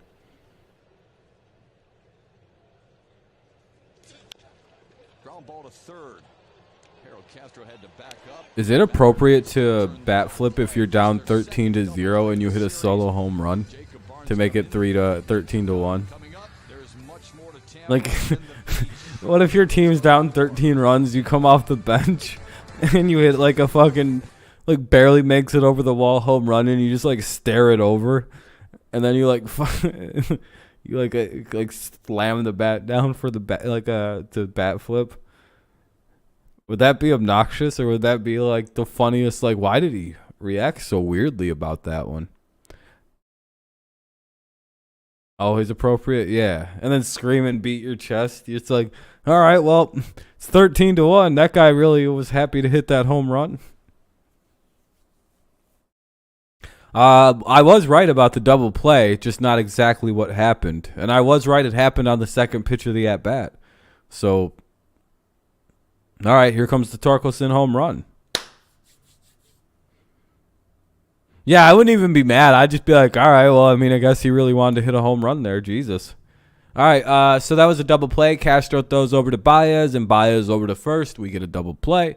It'll be Torkelson, Barnhart, and Hill. Torkelson, Barnhart, Hill. Here comes a torque bomb. Tampa, you've been warned. About to go, I don't know, 451 feet. Going to rip a small hole in the Tampa Bay's roof. No, actually, we're probably about to get fucked by the catwalk on this hit. What's up, Connor? I messed up earlier when I yelled at you. I'm sorry. You said that the injury was undisclosed, and you were technically correct. They don't know. It's unknown. It's basically the same word, and I yelled at you. Wonder if they know anything more. I'll look on Twitter.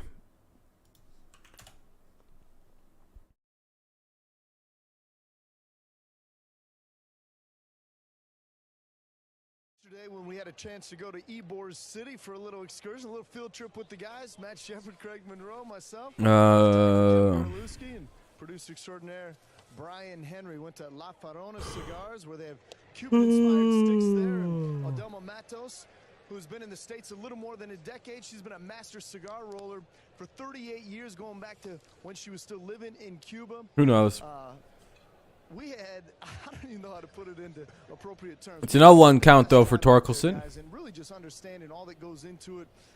Again, Ball one to Torque. 1-1. Yeah, it'd be nice to see him get a hold of something here. A lot of folks around here, I don't know if people quite realize how big the cigar industry is. I know South Beach, Florida, a lot of people. He's looked all right this series. He just hasn't had any fucking positive at-bats other than, like, the one single. It's like, come on, man. Just rip something down the... For me to hang Good out cut, with just friends, fouled it off. Enjoy something and learn something. Go someplace that I have never been. And then Simo and I decided to splurge just a little bit. Just a little. When the whole crew comes over, sometime during the homestand. I picked up some of these for. As Johnny said, smoke them if you got them, and that's what we'll do. Well, that's one of those. It's weird that Simo gets along so well with Matt Shepard. He's the only one, it looks like. Again, when you have it's a boy or it's a girl, what do they do? Give you a celebratory stick. Ball two up high. Sometimes you have the victory cigar, so again, you don't have to be smoking cigars every day, but cool to be able to go there and experience something special, because I think a lot of guys or women Making an awesome tackle. Yeah, just basically just trying to showboat, but you're getting blown out. I like the idea of that. It's always my favorite thing to see. It's like, yeah, he's having fun still. Hey, that'll be a double down the line. That's not exactly a home run, but hey, extra bases work too. All right, Torkelson leads it off with the double. Not exactly a home run, but you got to will the extra bases. Absolutely rifled it down the third base line, too. That was nice to see. Just do that for a while, dude. They literally, what are they going to do? Your bat speed's unnatural. Just do that for a minute. Jesus Christ. That was a really nice piece of hitting, too, with 2 strikes. What's up, Jacob? Good way to pull it, too. That was really nice hitting. When he catches that ball out front. Drew Rasmussen had retired 7 straight before the. Yeah, you guys seem to struggle with the fucking Reds for whatever reason. It's like a weird. They seem to just, even though no matter how bad they are, they just seem to have your guys' number, huh? See if we can manufacture a run here. If you're Barnhart, B2 Ybor City. Get Torkelson over to third base. Give Derek Hill a chance to. Is that a city in Florida? 2-0. Are we about to sweep you all? No, I'm pretty sure you guys are getting swept. Just a heads up. I already looked it up in the future. 3 in the first, and then the solo homer from Isaac Paredes in the third. Close to Tampa. Oh yeah, it's spelled like Ybor or some shit like that, but pronounced Ybor. Fouls it away, and it's 2-1. Yeah, that's what I thought. Like how Barnhart was aggressive right there. That's a pitch on the inner half that you can get the guy over with by trying to pull that pitch. So he definitely has the right intent and the right approach. Yeah, Jacob, you guys aren't very good either, just so you're aware.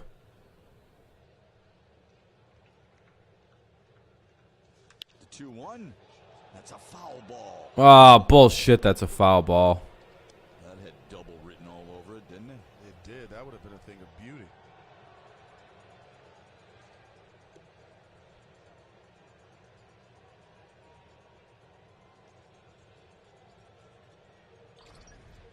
This is a game of inches, and look how close. Ah, it was foul. Damn, just missed it. Isn't that ball fair? Down the third base line.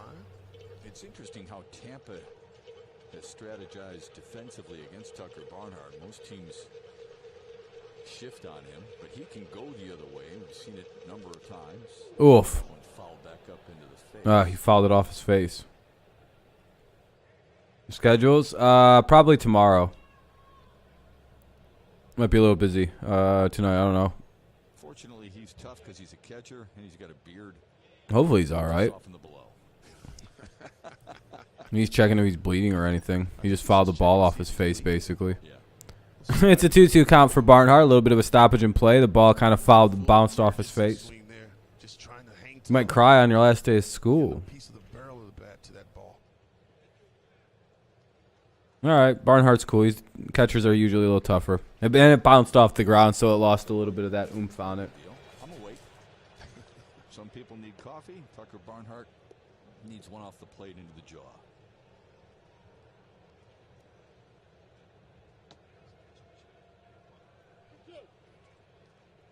Man, these race streams just never really have gotten ever going. See if he gets the same pitch, Timo. Fouls it away.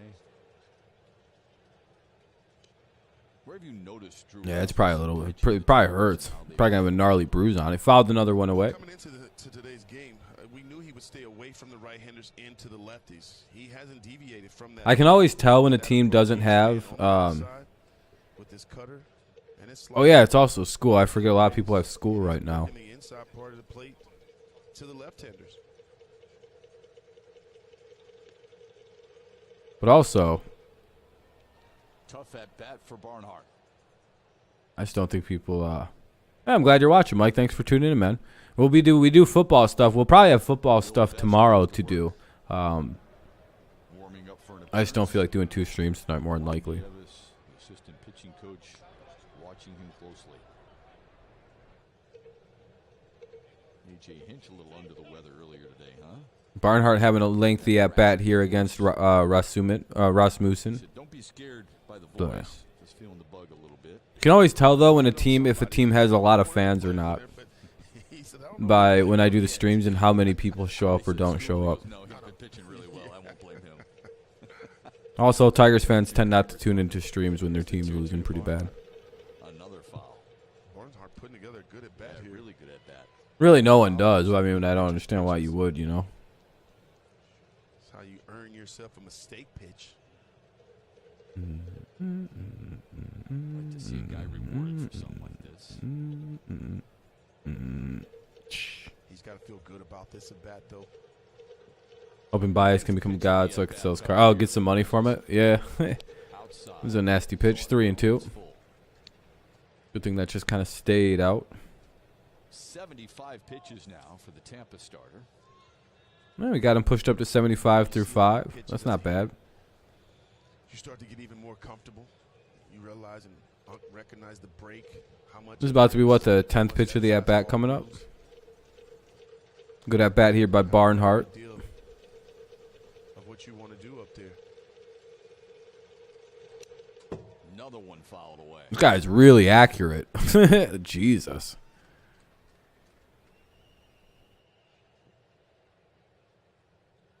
Loving this battle. Right We'll see 11 pitches. Left-handed pitcher, they don't like this at bat here. What's it feel like when you're fouling off tough pitch after tough pitch? With every pitch, you just get more comfortable. You start to see the ball bigger. You start to see it better. On the ground wide of first. Hey, that'll get the runner over to third at least. There we go. Rasmussen recovers first. Digging the USFL. I like it, but it's, I don't know. I feel like they should have waited a year to put product out. Torkelson up 90 feet and one Like, there is no rush to do anything. And, like, they could have picked players and, like, had them been practicing for a year now. I feel like it would have, I don't know. I feel like sometimes they just rush the product onto the field. By doing his job, pulling that baseball and getting Torkelson over to third base. But I don't know, I guess this is for an inaugural season, it's not been bad. This certainly, it's improving as the year is going along as well. So now we got a runner at third. Hopefully we can pick him up. I guess we shall see. You're trying to hit a fly ball, so he's going to try to work the bottom of the strike zone. You have to force him up in the strike zone, Chuck. You got to get something up. Here's Derek Hill now. To the outfield to drive in that run. It's an interesting point of view because Go for the suicide. Go for the squeeze here. high fastballs this year. They have been, but this is the time where you're allowed to be more aggressive on that pitch up. Here's the 0-1 though. Gives you the best chance to drive in that run. Hill struck out swinging in the Should just be trying to pop a ball up into the outfield at a pretty decent depth.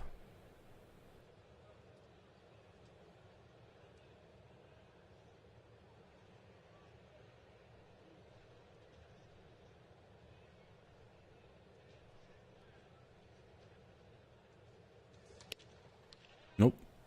Ball one. 1-1 count. and he held up. Runner at third, one away here in the top of the fifth. 4-0 Rays lead. Tigers could use a nice little single to get this run in. At least, you know, show some kind of fight here. Sack fly. Ugh, just anything but a goddamn strikeout. Torkelson led off the inning with a double down the left field line. Moved to third on the ground. Because all Grossman's going to do is come up and strike out. We already know what his dumbass is going to do. Down 1-2 in the count. Well, 1-2 now on Hill. Rays pitchers, though, when they get traffic on the base pass, they seem to lock in a little bit more. Looks like Hill's over his, They execute pitches. you know, nice start to the season. That's why it's so important for the hitter. Hopefully not, though. Hopefully we have a big base hit coming up. They're trying to do and not expand that zone.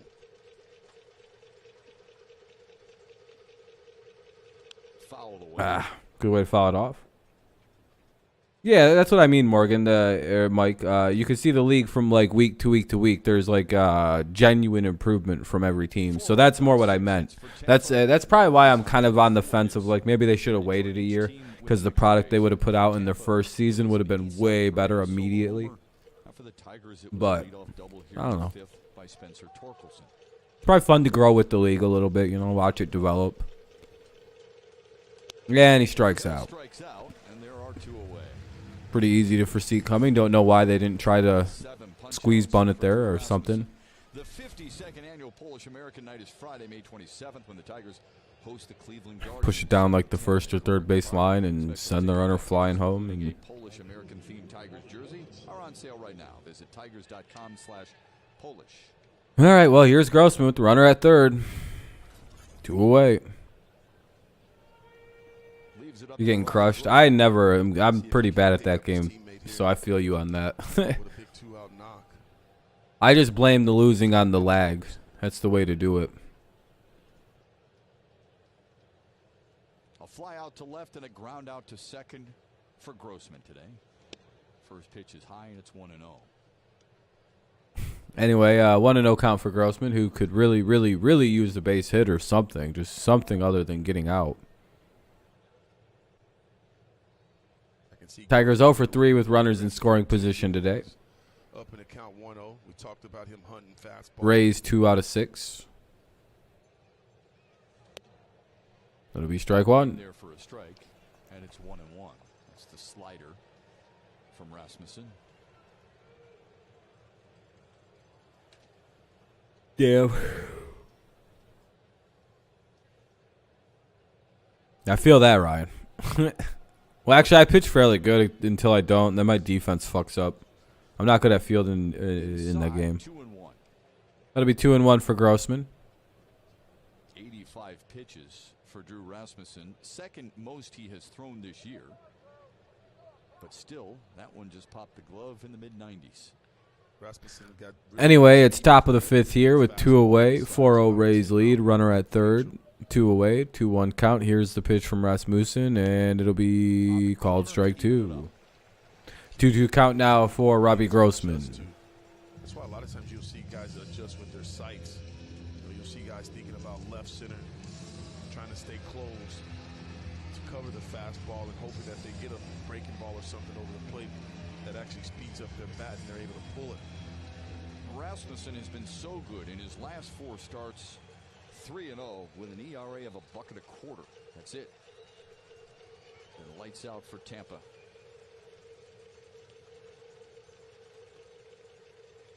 The 2-2 to Grossman. Lifted to right field. Bruhan going back before the wall makes an adjustment to finish it. And Grossman flies out, ends the inning, and that's that. Tampa leads it 4-0. Beautiful day, beautiful sight. You enjoy that game? Wanting for Bama.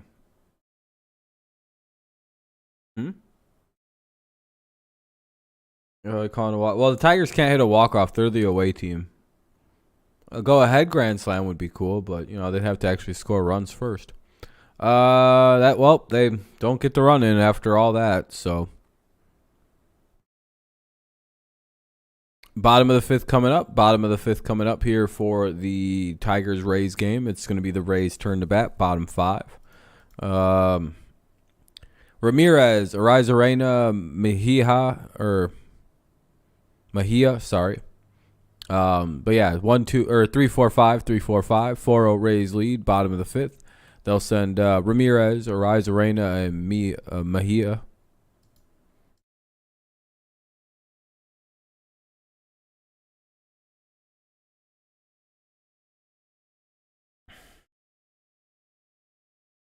Yeah, I know. It just feels like we're like our ball. It just seems like they're falling just short. Like the MLB gave the Rays balls that are like fly out, and then they took the Tigers ones. They're like, all right, use normal baseballs for Detroit.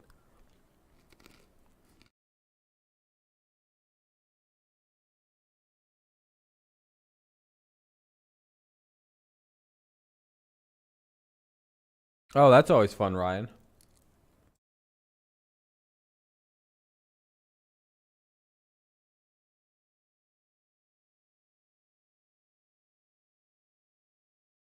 Working a little dill hole.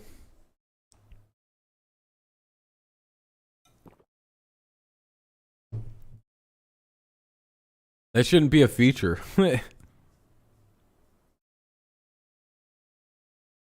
Yeah, I'm glad. Yeah, I'm just glad he didn't strike out. That's probably why I'm not as mad too, Sean. I think I'm in agreement with you. He just missed a home run, so it is what it is. Sometimes it is.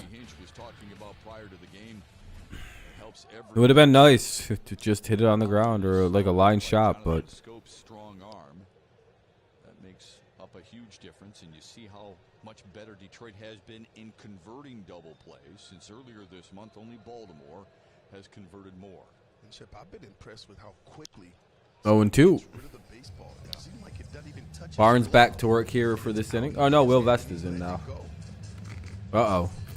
Accuracy, very accurate. The footwork is constantly being discussed, and just the strength of the arm, as we said last night. Goat Vest is in. Telecast. It's much like Lou Whitaker. Third baseman playing second base. Lou Whitaker had such a strong arm at second base. Wallside Windows pitching change. Will Vest appears for the second straight day. Vest pitched last night 2/3 of an inning. Gave up a home run to Randy Arozarena to lead off the 8th. It's a ground ball single off the bat of Harold Ramirez. Yeah, that'll be a leadoff single for Ramirez. Yeah, I've been really impressed with Vest. I mean, he's got 20 punch-outs already in just 16 innings, only 4 walks. So he's been filling up the strike zone.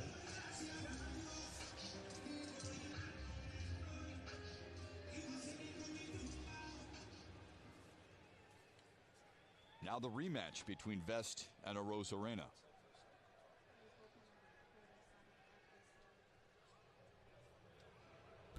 Yeah, Kevin, I agree. Come on. 1-0.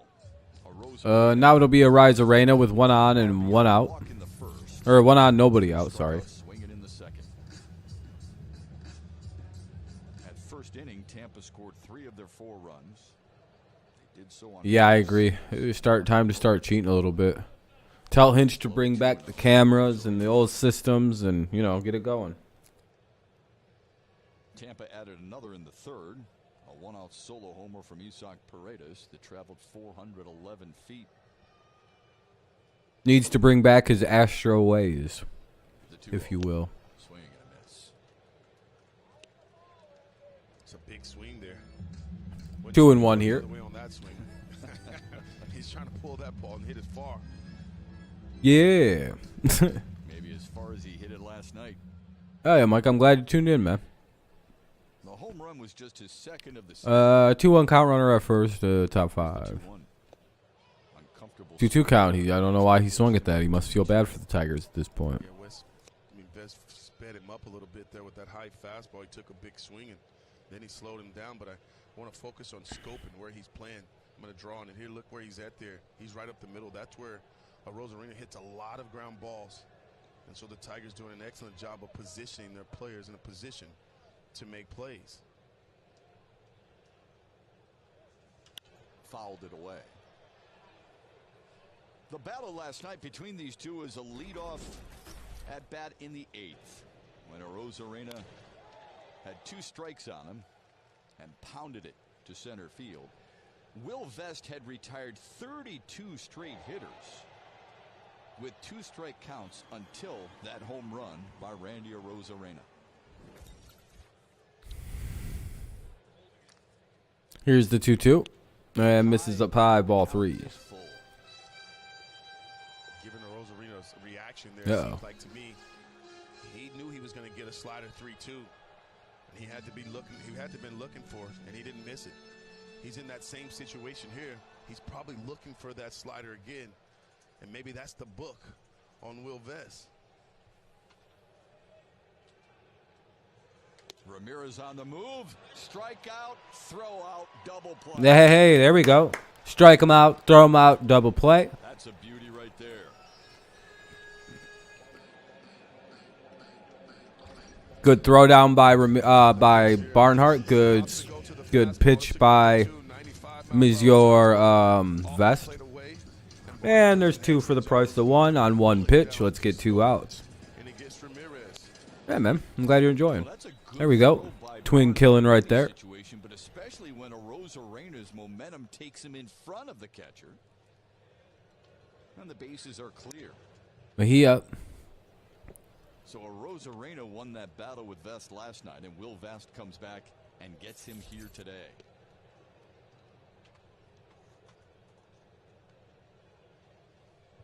Yeah, they smoked him.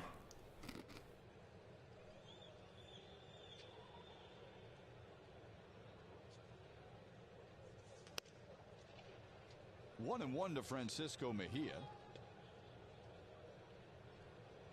And a heavy shift implemented by the Tigers. Mejia spent a couple of years in Cleveland. I don't know if he's slow or if he just got a bad jump. I think that was a hit and run that failed. Fouls it away. Sean. Yeah, Hinch needs to come in and beat the shit out of him. Avila does.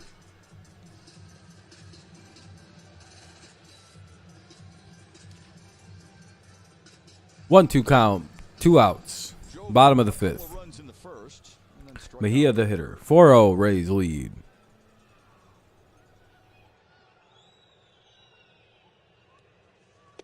Struck him out. Back-to-back. Hey, there we go. Another strikeout for Vest. And the inning ends after a weird start. A little kind of weird single. Strike him out, throw him out, double play. And then a strikeout ends the inning pretty quick.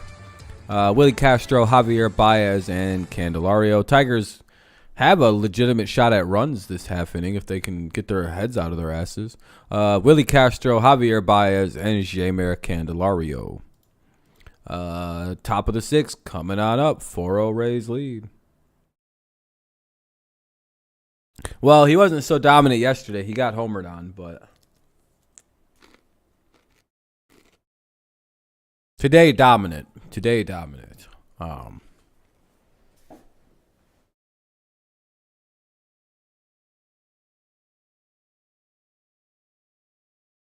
yeah, I know, right, Sean? I know how the music came about. Yeah, it's the product of pretty bad abuse.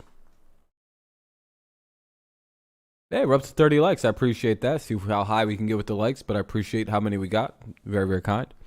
Commercial break here, heading into the top of the 6th inning. Ugh. I have to get up and move here in a minute. I haven't moved in like 2 hours almost.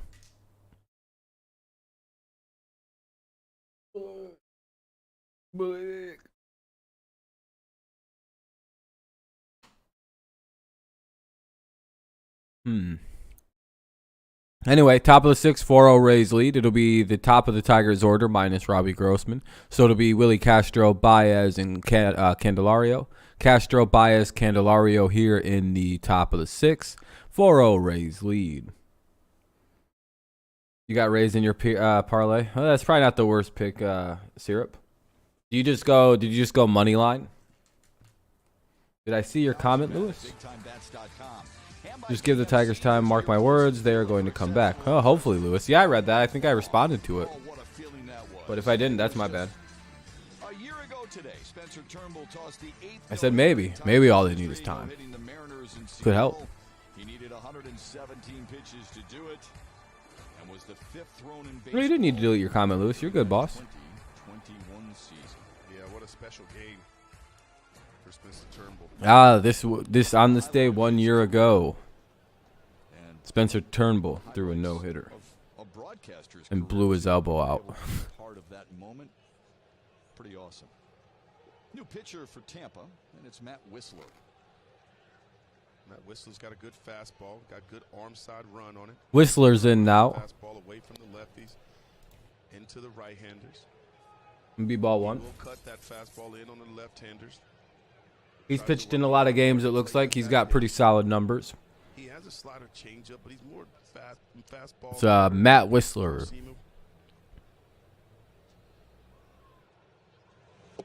Good pitch, 1-1. 1-1 to Willy Castro. Matt Whistler has spent time with San Diego and Sup, Seattle Sims? and Minnesota and San Francisco. And there is a link with Matt Whistler and a former Tiger and a friend of yours, Cameron Maben. Whistler was traded from San Diego to Atlanta in 2015 with Cameron Maben for Craig Kimbrell. Castro sprays one to left field. Arozarena digging after it. Probably will be an out, and it is one away. One away in the 6th. I'll be back in like 2 seconds. I want to stretch my knees out a little bit. My body's kind of sore. 1946, when they completed a trade with the Philadelphia Athletics. Should be Should able to hear that. All George Kell would do is go on to make the All-Star team 6 consecutive seasons for the Tigers and win the batting title in 1949. Barely beat out Ted Williams. And when George Kell won the batting title in 1949, he struck out only 13 times. Are you kidding me? He never struck out more than 37 times in a season. In other words, 4% of his at-bats in his career. That is a big reason why he's a Hall of Famer. Baez rolls one over to third. Paredes throws him out, and there are 2 away. That takes me back to that conversation I had with Miggy about just making contact. He said the game has changed. A lot of guys are using the launch angle, trying to hit homers. And he just said he simply just tries to make good, solid contact. Doesn't like striking out. See a pitcher there. Little shot of the big fella just relaxing on his day off. I think a lot of people, and I understand why, because Is Miggy playing? No, not today. Candy's DHing. great television voice of Tigers baseball. Looks like they're just giving Miggy a day off. Fuck it. Sometimes think 2 down now in the inning. Top 6, 2 down, 4-0 Rays lead. in that day. Oh man, I got stretched. And when you say he never struck out more than 37 times, Here's Candelario now with 2 away. Maybe a home run or something in his bat. could that be? And And when you beat Ted Williams for a batting title in 1949, that is saying Yeah. something. Yes, it is. Now, it wasn't by much. .0002. Wow.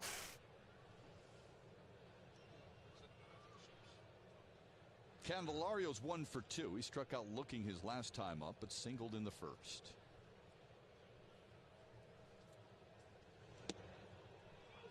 In there for a Yeah, he needed a day off. It's not a bad thing. Gotta remember, Miggy's almost 40 years old, so he may need days off out of nowhere. You know, if he played yesterday, he might just kind of be like, I don't want to play today. 4 outfielders. Plus, it's not uncommon for a guy when they're like in their late to mid 30s to get a day off before a day off. So they get back-to-back days off. Because tomorrow the Tigers are off. We don't play tomorrow, which we desperately goddamn need a day off. Holy moly. Tigers go 1, 2, 3 for the third time here today. They're down 4 in the series wrap-up. I also think that's a big problem. We haven't had a day off in, like, I don't even remember the last time we didn't play. I think we played, 15 days or 17 games in 15 days. We finally get our day off tomorrow, so. Oh, yeah, this garbage-ass turf, yeah. I mean, this team is probably exhausted at some point. And for that, I am somewhat sympathetic to a lot of these guys. We played a lot of games. Like in a row. A lot of doubleheaders. Paredes, Brujan, and another guy's due up. Paredes, Brujan, and Walls. Paredes, Brujan, and Walls due up here in the bottom of the 6th. 4-0 Rays lead. Yeah, they play on like Astro Ray Turf or whatever the hell this crap is called. The cheapest version you can get at Walmart.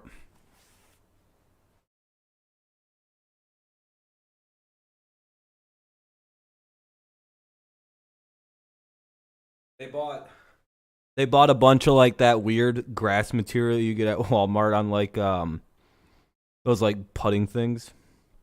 Justin, all right, Justin.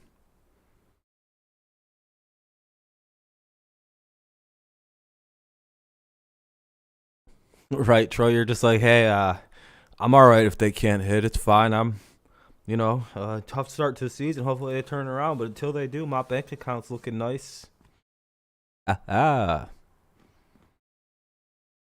Anyway, Paredes, Brujan, and Walls against Alex Lang.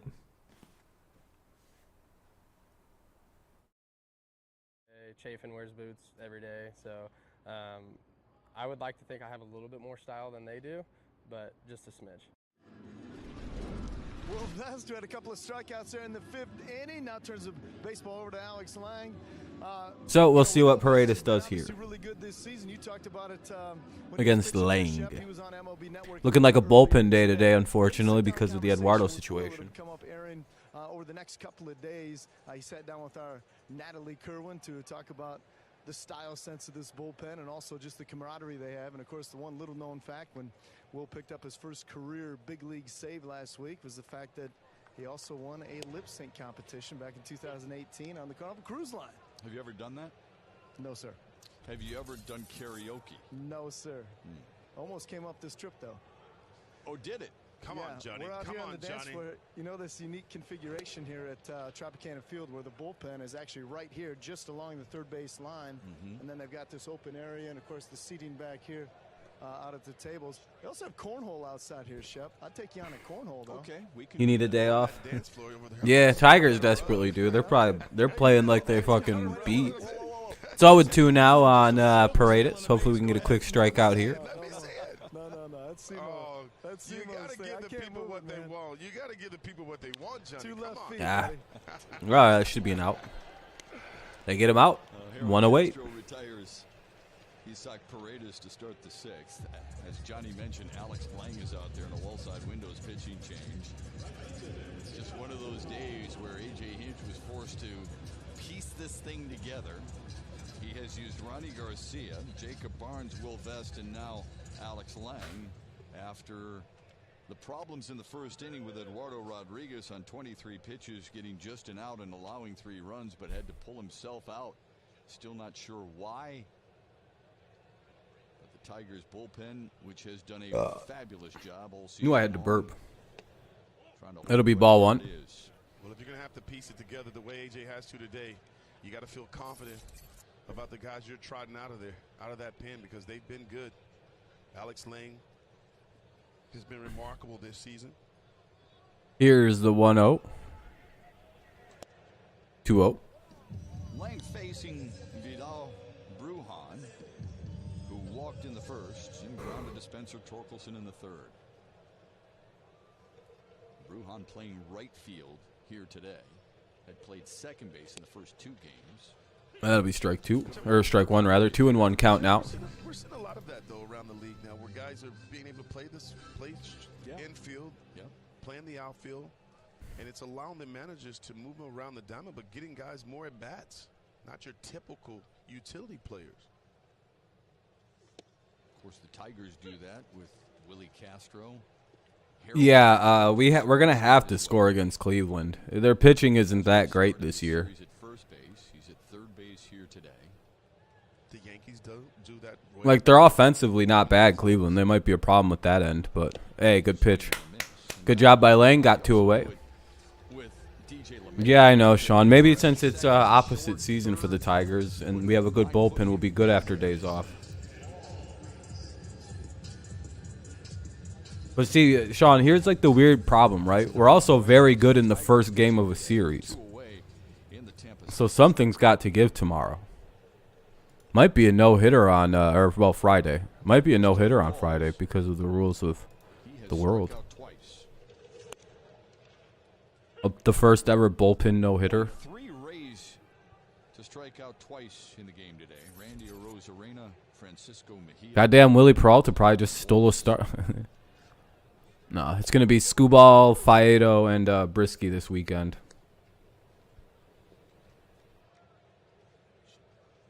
Johnny was talking about the Yeah, I fully suspect at some point our bullpen will probably throw a combined no-hitter, and I won't even be. I'll be like, yeah, that was coming. I think that started in spring training. Yeah. It'll be like a Willy Peralta goes 3 innings, give up no hits. Then they bring in pretty much the same set of guys they brought in today. And it'd be like, wow, we threw a no-hitter. It counts. Tigers fans will be like, nah, it counts. Our bullpen's one of the best pitchers in baseball. Yeah, there's another T-shirt they have. No bad days.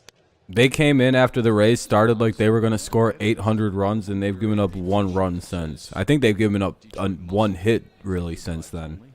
I think it might be the home run. Remember, baseball is not a sprint. It's a marathon. You just gotta stay the course. Why'd they just show a still picture of Will Vesta like that?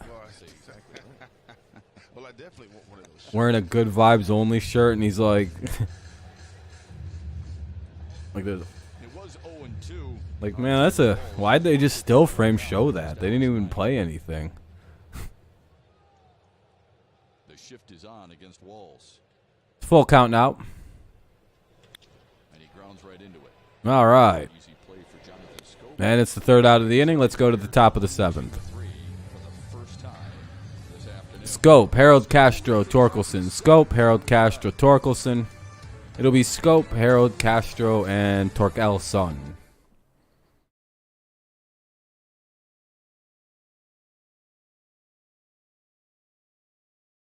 All right, let's see if there's any runs in these dingy-ass bats.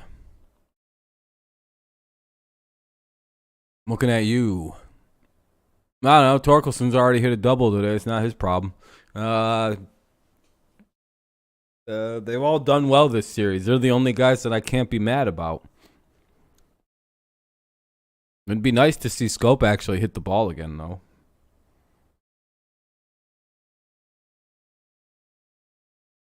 At this point, it's like, yeah, dude, don't even double. Just hit a home run. Don't even, like, just, you can't, just hit a home run. I don't care.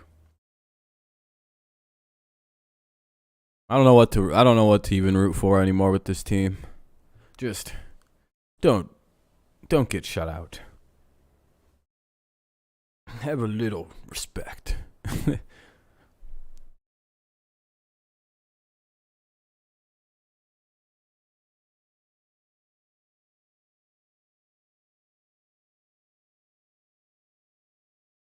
Yeah, Torque's 1 for 2 with the double. He's got a multi-hit series, so I'm not rooting for him. That they get a hit. Getting hits has not been the issue for this team. The issue for this team has been getting the hits that matter. So that's why I'm saying just start hitting home runs at this point. Motherfuck it. Let's go back to 2012. This team's trying to be like the 2012 Tigers that, they couldn't score manufactured runs. But boy, let me tell you, they'd score 6, maybe 7 home runs a game. That was my favorite season of baseball ever. I loved that season more than anything in my whole life. We made the World Series that year, I'm pretty sure. Or was it 14 when we made it? Or was it 12? Pretty sure it was 12 when we, the Giants happened. Retired the Tigers in order. Scope has struck out twice, once swinging and once looking. Oh, yeah, Baez needs to do goddamn something this game. Hit a home run. It's home run time for Baez. Yeah, he's on the clock. I think even Candelario hit a home run yesterday. It's like, come on, Baez, what are you doing? Harold Castro hit a home run. The shift is on to the left. We are going to Cleveland next, though, so that's always a good time. We always kind of do pretty good there. It's always like 50-50 up there. Game 1 we'll probably win, and then the rest of the series is a toss-up. Sliders away from the righties. They're with this shift here. I believe they're thinking that the Tiger hitters are in pull mode, going around the ball a little bit. Yeah, it started off a little better, but then we kind of just never did anything after the first. 1 and 2 count on Scope. To make a play. Again, the challenges Hasn't really gone the Tigers' way this afternoon, Scraps. The thing, it would be 1-0 right now. I mean, I honestly do think the reason that the Rays were teeing off on Eduardo is because he got hurt. I don't know what's exactly wrong with Eduardo. I'm hoping it's just like an elbow soreness or something. But yeah, exactly, Sean. It all depends. Yeah, the Cleveland-Detroit series is back and forth. It's 50-50 one way. It is kind of hard to determine. If it's 4 games, we'll split probably. Neither of us are playing like world beaters right now, so it'll be a pretty even matchup. They're what, 3 wins better than us right now?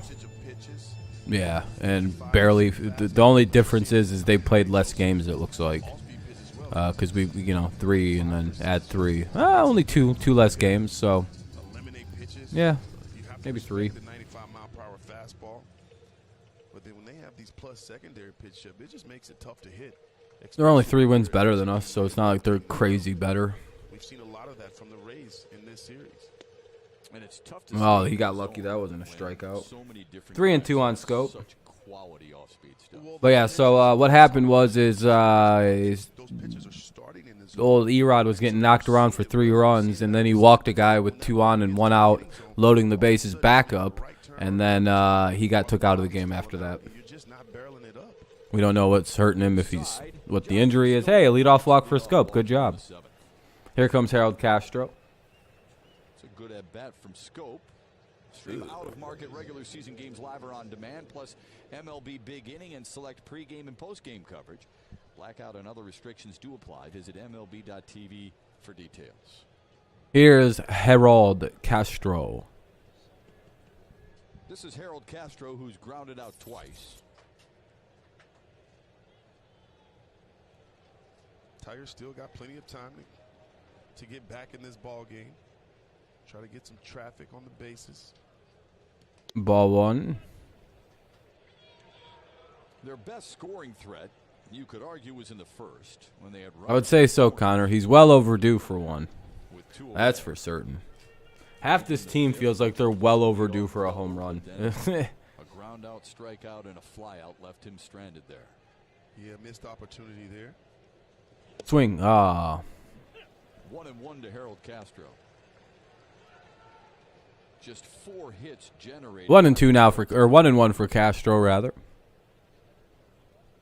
Top of the 7th, 1 on, nobody out. 4-0 Rays lead. Harold Castro the batter. Whistler the pitcher. 1-1 count. Pitch coming up right now. Here it is. And that'll be inside, ball 2. He threw more pitches on the inside than I expected. I mean, I know the approach was that he was going to stay away. But he showed the boys inside just to put. Oh, Hicks versus Scherzer tonight? And he was cutting that fastball away. What are the odds that the Cardinals get no hit tonight? You think pretty low? They're a pretty bottom tier franchise, in all honesty. Following the game plan. Castro swings and misses, and it's 2-2. I'm only saying this beat. I want to see if somebody's listening. Tampa lasted 5 innings through 87. You know, we all know the Cardinals are really bad.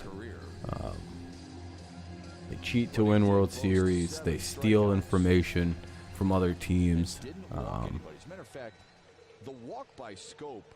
Their best player ever is probably a steroid abuser. Just never got caught, kind of like Barry Bonds, but everybody loves Fat Albert. The 2-2 on the ground to second. No, Harold. Oh, he's safe. Whoa, wait a minute.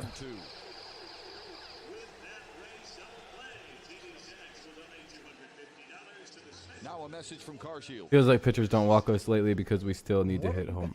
Yeah, no, they don't fear us. I'd pitch right after the Tigers. Until they started mashing me, I'd literally throw high fastballs at this team. You want to live in Scotland one day, Kev? After Tampa turns its second double play of the series, and Spencer Torkelson stands in. A ground out to short and a double down the left field line in the fifth. Why is that? Just something you want to do one day? Here's Torque L. Sun. Here comes a home run.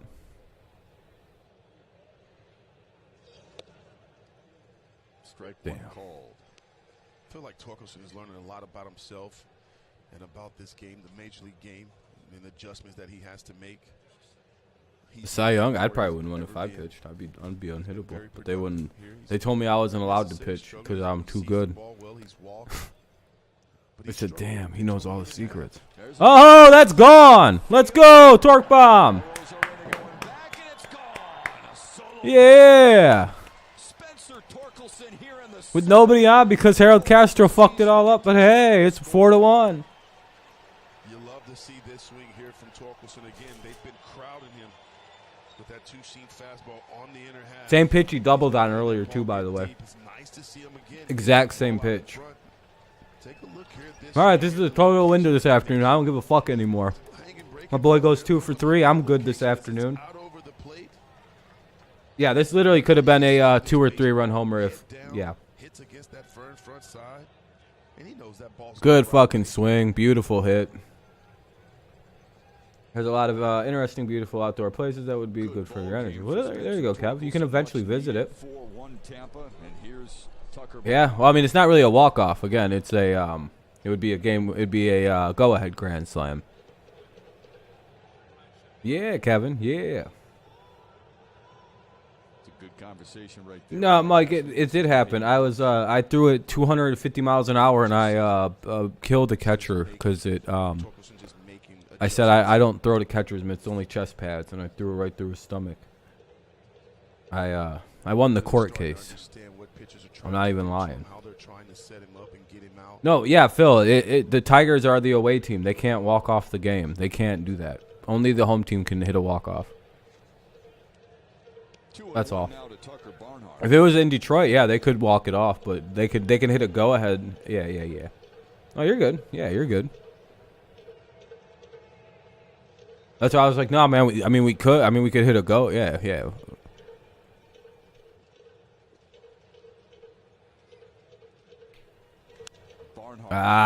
Barnhart just missed it. Skies it.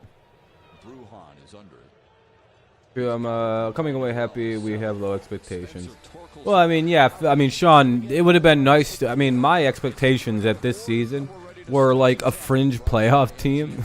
Maybe, you know. But also it was more or less along the lines of I just would like to see about 85 wins. And I still think they can get there. I still don't think that that's that far away of a possibility. Will it be difficult? Yeah, based on the way things look right now. Yeah, I don't know how you don't believe me, Mike. Everyone else seems to. One time I hit a baseball so hard the bat exploded.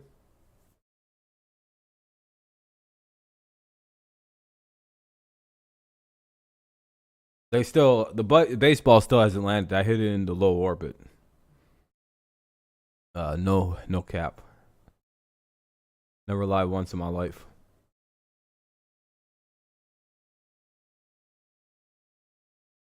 I tried out for the MLB and they said, "No, you're too good, man. You probably got mutant powers." And I was like, "Oh, dang." And I was sent away. Real story. It happened in the fall of 2013. Hell yeah, I'm glad he rage quit. Yeah, Michael Fulmer's coming in now. Michael Fulmer will come in to pitch here in the bottom of the 7th. Rays lead 4-1. Bottom 7th. Rays lead 4-1. It'll be Phillips, Diaz, and Franco. Phillips, Diaz, Franco against Michael Fulmer.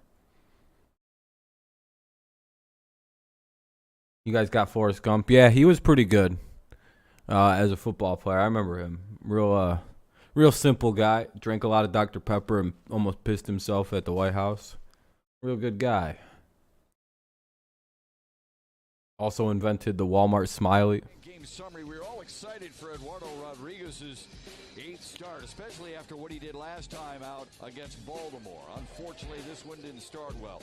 Leadoff single, another single, then an infield single. I hear the second book gets really dark for Forrest Gump. He becomes like a half-wit tyrant because he's like extremely wealthy and he just kind of goes around and is just a terrible human being in the second version or in the second book. And that's why they just went, yeah, we probably shouldn't make this one. We probably shouldn't make Forrest Gump 2. This is a pretty. This kind of ruins the whole first guy. Which I still wish they would have made evil Forrest Gump basically is what Forrest Gump 2 is. Probably not. I don't like any of the teams left. 0-1. No LeBron James, no Devin Booker, no Pistons. I think the Tigers' offense need to focus on practicing situational hitting with runners on and find approaches to hit. Yeah, Sean, I think that's something they need to address at practice tomorrow. Like, desperately. 1-1 count here for Phillips, who's been a nuisance for the Tigers all series. They've handled him pretty good today. He's 0 for 2. Who, the Pistons? Pistons have the 5th.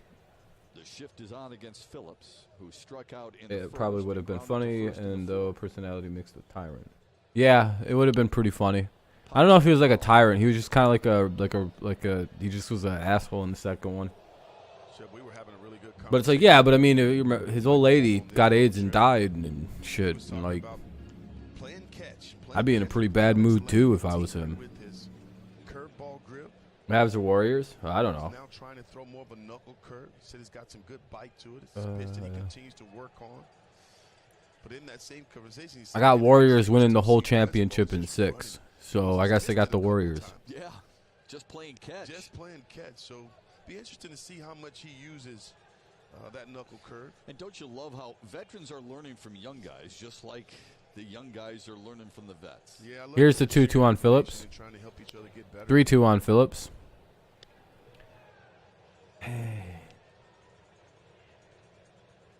Why don't the Raptors have any picks? You guys trade away your pick or something? A 3-2 battle with Brett Phillips.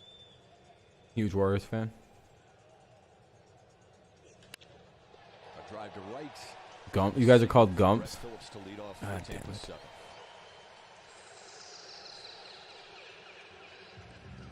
Hey, never miss a moment of Tigers baseball again. Stream your team on the Valley Sports. Why is that? Just because Forrest Gump's from there? Or it's like that's where the story's from?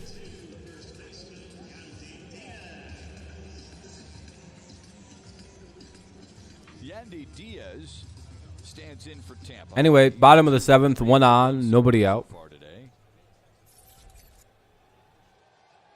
Oh, you trade your pick. Yeah, it happens. His patience rarely strikes out. He sets the tone for this lineup. I was gone for a minute. I just seen that Torque homered. I bet he. Yeah. I mean, it probably would have been better if there would have been a couple guys on, which there could have been. If, Castro didn't hit into a double play. And he's got some good power But too. yeah. Gives you a chance to run a little bit. Runner at first. That'll be runner goes. He's out. Whoa! Wait a minute. Hold on a second. In there safely. Whoa! Hold on. I'm pretty sure we actually got that fucking guy. Tampa still running. Challenge it the fuck anyway. On the Tigers defense. Looks like AJ wants to take a look at it right here. Yeah, challenge it. I mean, he was clearly out, right? Like I'm not the only one who's seen that, right? Hold on. Think off the replay. Warren does a good job of getting rid of that ball, but Unless he missed the tag. I think he might have got in there. That's another good throw by Tucker Barnhart, isn't it? If he misses the tag, that's the. Oh, he missed the tag.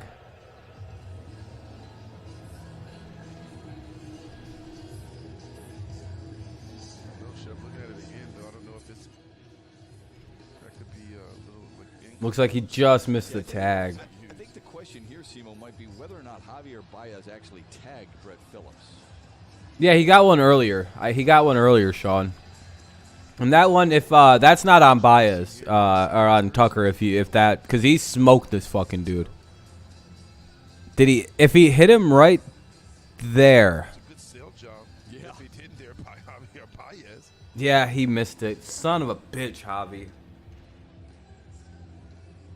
Yeah, remember before instant replay, that was. It looks so good though, man. It's so hard to tell if it like. If he missed it, if he didn't, but he's probably going to be ruled safe at second. Javi missed the tag. After review, the call stands. The runner is safe. Detroit loses their challenge. Missed it. Son of a bitch. The throw had him. He was pegged down, but fucking Baez, that was a good tag.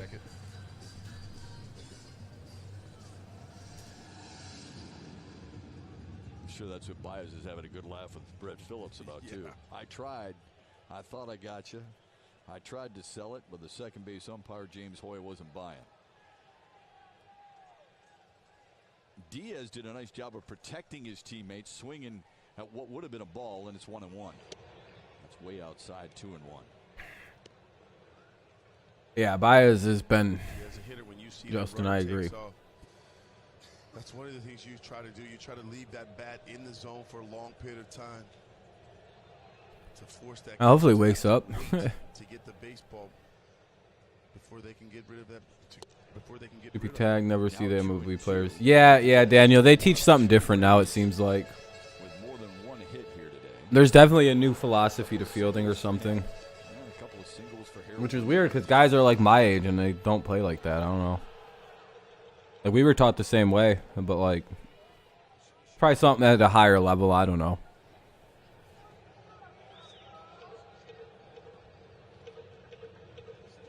The 2-2 grounded in the hole. Baez flings it over to first, but Diaz gets down the line well. Well, whatever. That ball would have been a base. It was a hit anyway. Another single for Yandy Diaz, and there's 2 men aboard here in the 7th. Wasn't gonna be a play either way. Probably shouldn't have thrown it. a play there for Javier Baez there, given the fact that he was playing, well, he was shaded up the middle there.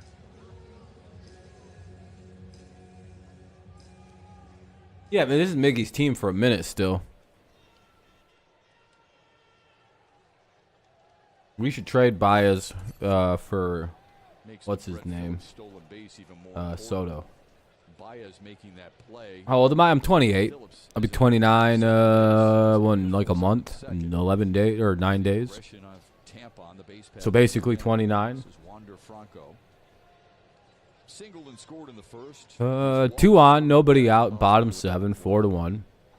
I think the big question is, does he have Wonder bunt here?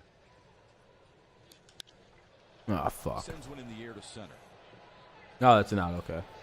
Should be an out. It is an out. And runner tags and doesn't go. Okay. Gets behind it, hits the cutoff man, 1 away. Good throw back in by Mr. Hill to prevent the runner from moving up. 1 out. Bottom of the 7th, 2 on. I wouldn't have been surprised there again. They're Yeah, Sean, exactly. This series of manufactured runs. Have a pinch hitter for Harold Ramirez. They all got the bag and just sucked afterward. The G-Man taking some good swings in this series.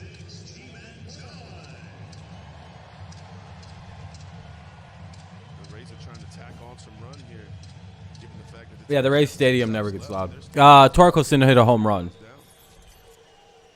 J-Man Choi to pinch hit for Ramirez. He's 2 for 6 in the series with a double. Well, Mike, there's a few other people watching. Starting to feel like an old man. I was about to say, whoa. Mike's starting to feel type, you know. Mike's embracing his real self, I guess. He's now a man. Get this ground ball double play and get out of the inning. Yeah, Torque also has a double today. Good location there. I don't think he's hurt anymore. I think he's over like the weird thumb injury or whatever it was. Exactly, Ryan. Do brawler ejections yet? Sure. They do sometimes. And sometimes they don't. Oh, no brawler ejections. Yeah, I don't see why Detroit and Tampa Bay would ever have a brawl. Oof, nice pitch. 0-2. Don't seem like two teams that would have any reason to actually have any kind of real beef anyway. Looks like he'll get the 8th. Well, the umping, yeah, I mean, that could have led to an ejection, sure, but, I mean, the umping kind of shored itself up a little bit. No reason for any one team to get really mad about it, because all that's going to do is just piss them off more. I know, Mike, I'm just messing around with you, buddy. No, exactly, Ryan. It calmed down after the first couple innings. The ump kind of settled in, so I'm not bummed out about it. Maybe say something like, man, you know, maybe a couple guys have jawed about something, but nothing big. If it would have been as bad as that first inning was, yeah, guys would have been getting thrown the fuck out of this game. There would have been a meltdown by the Tigers if that would have continued. I'm sure that fucking Hinch might have went and said something between the innings, like, dude, what are you doing? Like,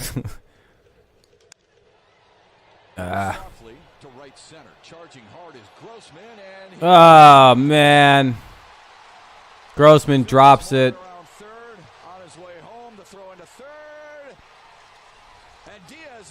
All right, they get Diaz at third. He's out because he overslid the bag, but Grossman went to field the ball, and he dropped it. And no, the Tigers don't really have beef with anyone like that.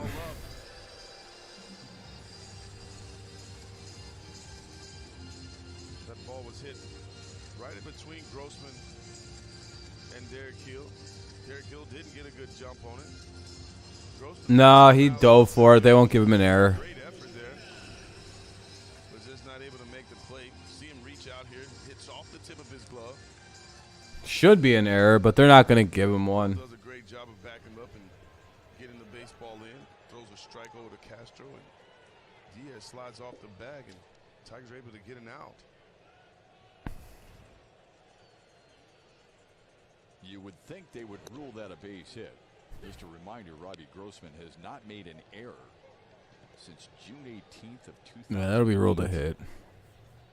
Chip, I would like to see Derek Hill. Should be an error, but whatever. Felt like that might have been his ball. Rosarena grounds one to short.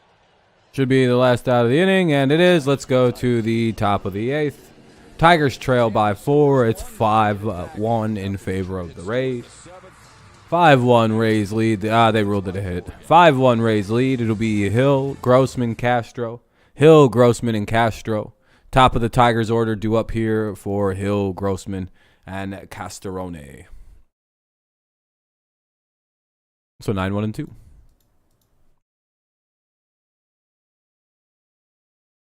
With that, I enjoy y'all. Ain't too oversensitive. Yeah, Mike. As long as you're not like just sitting here violating like the terms of conditions, where I can get in trouble for anything. I don't care what people say. This is fun, whatever, dude. Have fun. I just I just don't want to lose my channel over anything silly. Exactly, Daniel.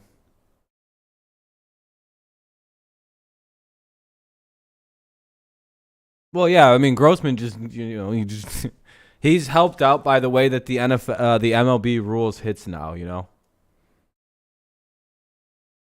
Like, the MLB has decided that if you make an extra effort to field a ball, you can make all the errors you want on it. And anything with a dive is considered like an, what's the word? It's considered like extra effort. I don't know why they changed that. I don't know why they did. It's just a really weird rule in the way that they like determine scoring now. Like, I get it for some plays, but I also don't think it's a good metric for all like extra effort plays. Especially when a ball should have been caught by the center fielder and Grossman probably should have let someone else catch it. That should be an error. That one should be an error. Because I do understand, like, if you make a diving play at shortstop and, like, the ball trickles out of your glove and you just slid, like, 6 feet on the grass and somehow gloved it and it popped out at the last second, I don't think you should get a goddamn error for that. That used to be an error. So that one I don't think is good. Like, that's probably not the way that you should have errors be ruled. What's up, T?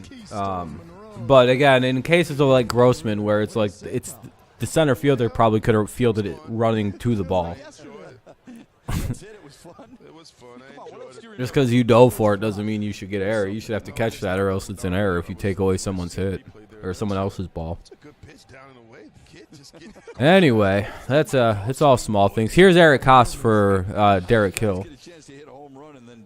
As an analyst almost at the same time. Yeah, exactly. Ball one up high. What do you think about 2009? Pochi's pitching, or Price.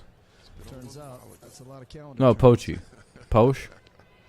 Colin Poche is in for Poche. God damn it. Eighth, and he works against Eric Haas as a pinch hitter. Yeah, exactly, Sean. Exactly. That'll be ball two. That should have been called a strike. Pache can get himself into trouble, Shep. Duder. He can be erratic. He's got a good fastball, 95 mile per hour. Throws a curveball as well. Yeah, 3-run homer coming up. Grand salami. Yeah, I would say so, Daniel. He was pretty good last year. It's just he's lost a step or two. That's all. 2-1 now on Haas. Haas started last night's game. Went 0 for 3. Oh, the Twins did activate. The Twins activated Carlos Correa off the injured list, so he's back. He's back.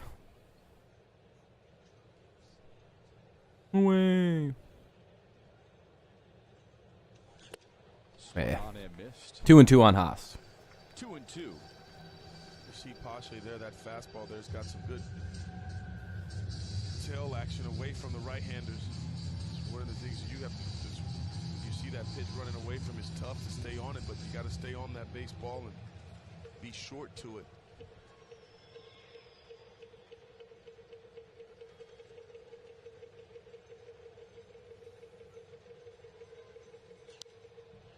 Another one fouled away. Poche originally was Baltimore's 5th-round pick in 2012. Rather than sign with the Orioles, he chose to accept a scholarship to Arkansas. Started with the Oh, damn, Sean. Really? Yeah, I'm not a big Carlos Correa fan. It's not anything to do with any of the scandals. I just think he's annoying about his defense. Razorbacks, huh? Like, technically, Jeter's a bad defender. Really? I thought he was pretty good. I never really seen him mess up. You know, it was funny, Shep, because growing up in Texas, you really didn't love Arkansas. He didn't have the highest defensive runs saved, so he was overrated. Or he played on the goddamn Yankees with Alex Rodriguez to his right for a lot of his career, and on the other side was another Gold Glove possible Hall of Famer at second base. So when defensive run saves is calculated, I've done some research. One away. Haas strikes out. Defensive run saved is kind of an overrated statistic because it can hurt you if you don't make the play, right? So say 2 outfielders go for a fly ball. The one who doesn't catch the fly ball gets negative DRS. The one who makes the play gets defensive run saved positive. So basically, Jeter would be like, so say A-Rod fielded a ball in front of Jeter. Since they both went for the ball, that would have been like a defensive run or something like that. Jeter would get negative points on that, or say the second baseman beats him to something. Like it's such a shitty thing to like do, because that stat does not take into account how good the team around you is, like defensively. It's a very odd little statistic that I really dislike, because it's a very it really just does not take into account how good, like, say a shortstop's third baseman or second baseman is. You see, like, how that's kind of weird? Do I still have hope in the Tigers? Yeah, I think so. I didn't really have them as a playoff team this year. It would have been kind of a fringe hopes. Yeah, for the third time, I was going to get to you, but I was in the middle of saying something. And your comment or question isn't that important. But, yeah. To do what? Finish 500? Yeah, they could still easily do that. I never really had them as a serious playoff team. Tampa leads at 5-1. Inside. Still too many questions. Oh, you're good. You're good. No reason to be upset. Sorry, I'm sorry. I'm sorry it took me so long to get there. I was going to get to it. And then Minnesota finish up. Yeah, we don't suck because Al Avila. That has nothing to do with Al. If you were excited before the season started and now you're just upset, then that has nothing to do with Al Avila. 1-2, grounded to short. You know what I mean? Like, let me explain that a little clearer. Like, so a way to defend that is like, well, were you excited before the season started based on the team that was on the field? Yes. Then you're not upset with Alex Avila or Al Avila as the manager. He's put together the same team that you were excited for. It's not his fault they're underperforming. You know who you actually should be mad at would be A.J. Hinch, Cool Ball. Like, those are the guys that actually you should be mad at if you're mad at anybody, not players. I don't really know what Al Avila could do more to. If you were excited and had hope before the season, that's because of the team Al Avila put together for you. It's not his fault everybody keeps getting hurt and the team is not hitting. Like, it's literally not his doing. That's not Al's fault. You know what I mean? This isn't Al. Al's done a great job. If this team could go 500, Al's probably going to win an award for. He could be an Executive of the Year candidate. Probably not win it. Eric Haas has been playing good this year. Not so much. First pitch should have been rocketed. Yeah, probably. Yeah, me either, Bat Boy. It's silly, but it's just because they all hate Avila and want him to get fired for no reason. Because we didn't win a World Series 2 years after being a bad team, I guess. I don't really know. Newsflash, Dave Dombrowski didn't win a World Series either here, so I don't really know what they're pining for. We were good. Yeah, we didn't win anything, technically. Yeah, we won some division titles, but is that all you want, is a playoff appearance? But it was good. Was it?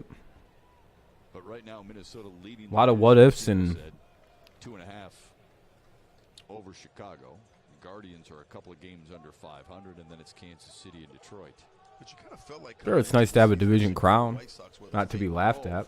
You didn't think the Minnesota Twins would be playing as well as they're playing. It's 100% on Al. So it's 100% Al's that guys have gotten a bunch of freak injuries. Castro looks at one low. And that's debatable, you know. So it's Al's fault that there's like 14 of the Tigers starters on the injured list. All right. It's Al's fault that they can't hit. It's Al's fault that the same team you were excited for is underperforming. How is it Al's fault? Yeah, the 27 wins are the most in the majors. The 9 losses. Hey, Troy, he doesn't make that fucking decision, Troy. You know that's A.J. Hinch that makes that decision. You're putting the wrong blame on the wrong fucking guy. You're not very smart about your criticism here. Al Avila has nothing to do with the decision of who the ace of the staff is. That's Chris Fetter's decision. That's A.J. Hinch's fucking decision. Oh my God, dude, are you guys that dumb about how the? Do you think Al Avila like manages the starting lineup and shit like that? Do you think he determines who's a starter and who isn't?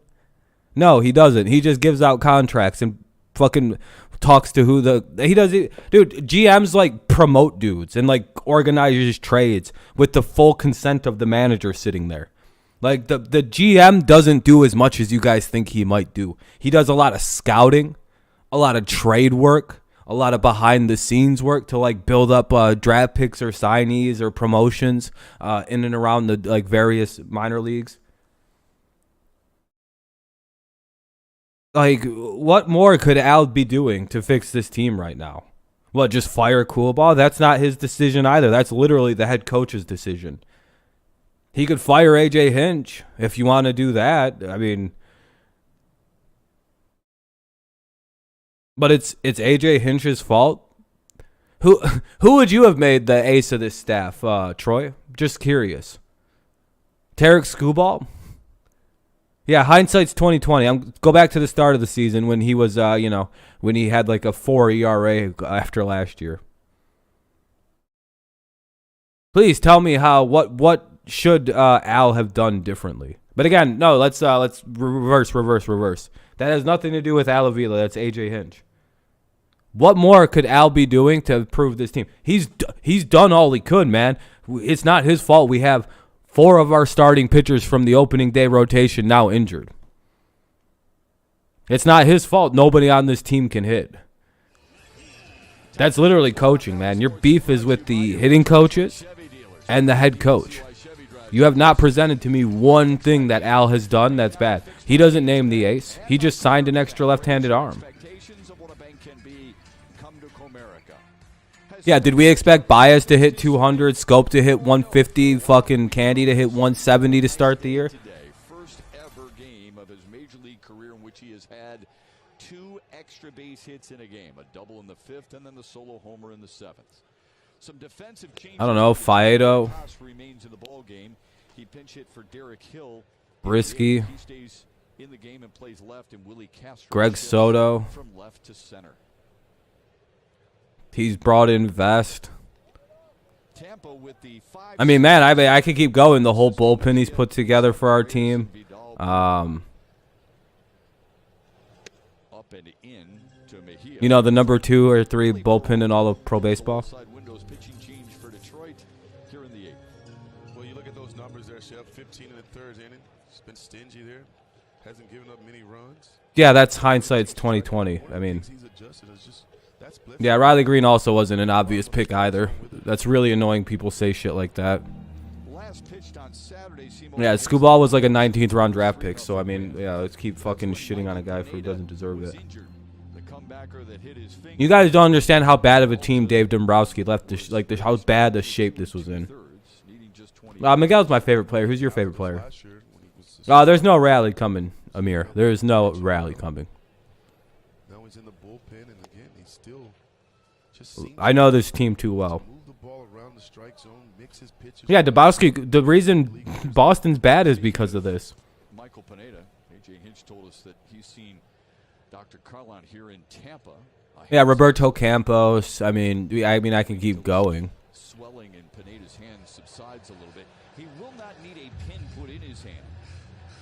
Despite being left nothing, except a bunch of veterans with contracts that were completely untradeable because Dave Dombrowski and Mike Ilitch gave them way too much money, and then Al Avila somehow had to trade them. And you know how they had to trade them? You know why? A big reason why Al Avila lost a lot of them trades? Because Dave Dombrowski signed these idiots to like way too big of contracts. Everybody always shits on Al Avila's trades, but they don't bring up the reason we had to take lesser of prospects or like not as good of players in potential return. Do you know what? Do you know why? Right? Because guys had like $31 million contracts a season, and it would be like players of like fucking Gary Sheffield's caliber, with like 8 years attached to it at like $400 million. It was some crazy horse shit we had to deal with. After throwing 5 2/3 of 1-run ball in the series opener. Yeah, he was. No one wanted to take his contract.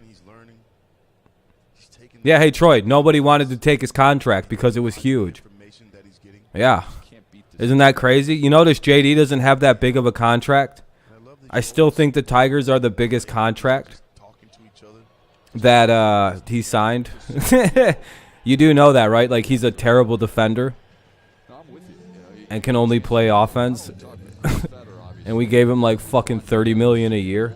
And everybody else went, whoa, why would you pay him that? You're taking the brains of guys like Eduardo Rodriguez, and before it was Michael Pineda. You're really soaking up a lot of information. And again, Troy, you're acting in hindsight too. So again, Troy, what has he done that requires his firing this year? Like, why should any blame be on Al Avila right now? Again, Troy, why should we? You still haven't answered my initial question. You keep avoiding it like a dumb bitch, and I'm starting to get kind of pissed off that you keep avoiding it. What should Al Avila do to fix this? What could he do? What, trade a bunch of dudes right now? I'll just trade all the prospects away? That'd be fucking retarded. So I hope you don't just say trade everybody. Just missed on that pitch to make it 2-0. And as these guys go through their big league experience, they're going to create their own routine. Again, that's not on Al Avila's fault. That's not Al Avila's fault that the outfield isn't hitting. You're putting the blame on the wrong fucking guy. It's AJ Hinch's fault. It's Scott Coolball's fault. It's Mike Hessman's fault. Those motherfuckers are the reason this team is not succeeding because they can't hit. It's learning how to be a pro. It is. And how do you do that unless you're... What, Troy, were you excited when the season started? Please tell me that. Please be honest, too, when you answer that question. Did you have a lot of high expectations when the season started based on the roster that you've seen here, right? And now it's 6-1. And yes, you did. So he did enough to have your expectations as a playoff team because I remember what they were.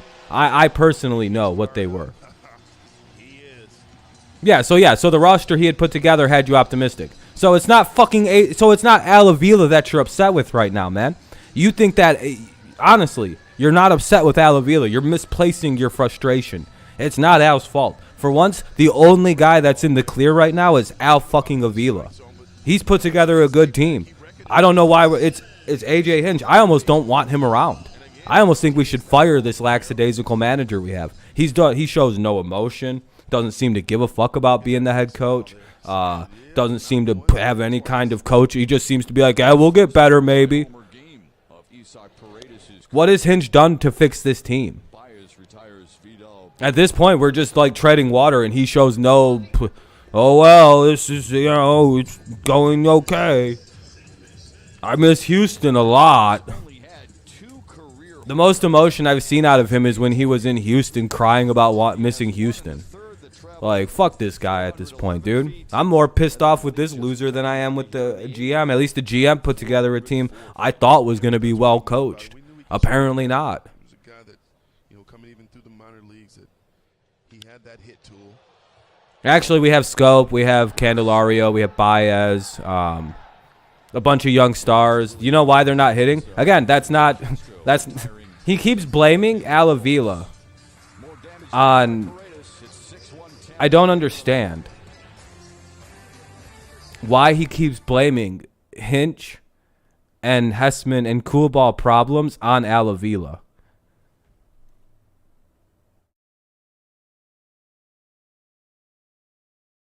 This is coaching, man. Your problems with this team are coaching, Troy. You're kind of being a retard right now. I hate to tell you that.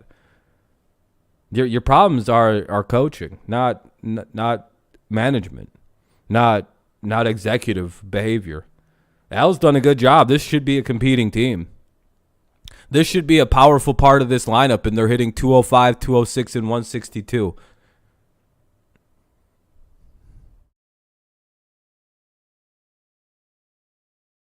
I like the no panic mentality, but it's also like, where's the hitting? Like, everyone's blaming everybody that shouldn't be blamed, and it's actually, to me, it's on AJ Hinch and his hitting coach. At some point, it's like, well, how good of a team do you need? Like, there are teams that win with way worse rosters. Like, I would argue we, pound for pound, have way more talent than Tampa Bay in our starting roster. Outside of Randy Arozarena and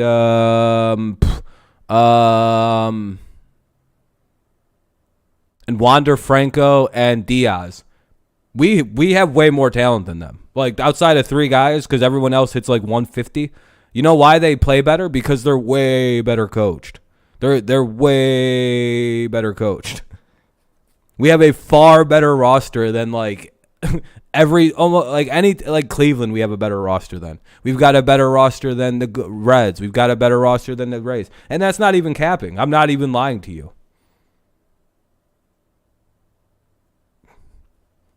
Pound for pound, outside of maybe like three guys on each team, we are far better than a lot of these teams. And you know what the problem is? It's coaching at this point. Yeah, let's hope Keats that Well, and injuries. I will say the injuries are fucking at this point. The injuries are brutal.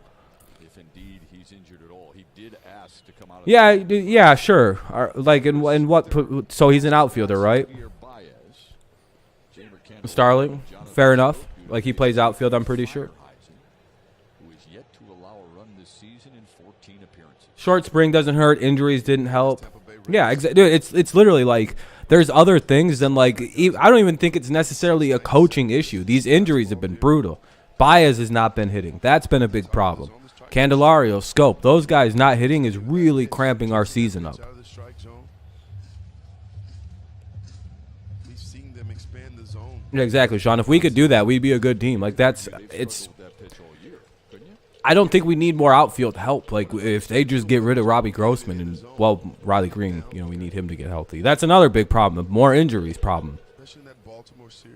Sorry for ignoring, Lily. I got onto a little bit of a ramble there. My favorite color is blue. What's your favorite color? The eye level for the Tigers have been a struggle.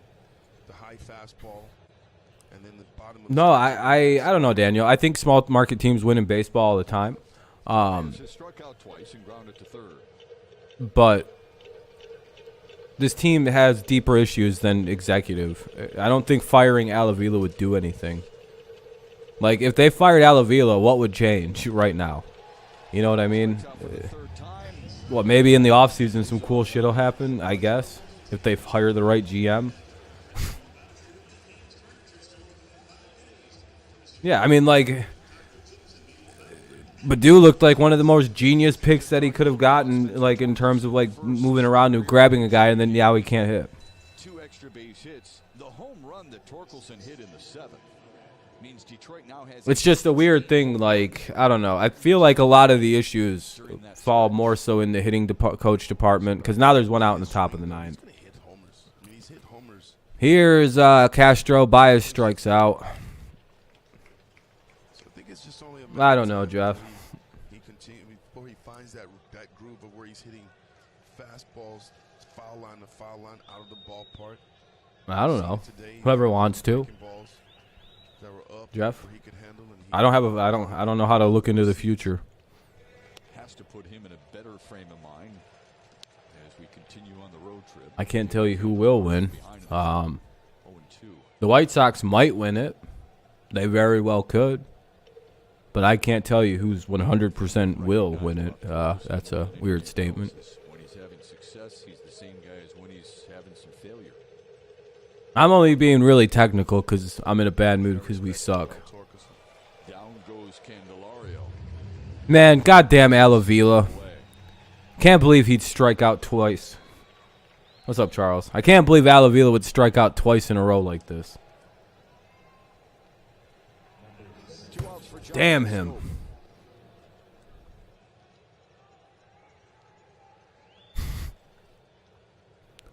I hope Alavila gets a hit this time. If not, I'm going to be really angry with Alavila for some reason if Scope strikes out.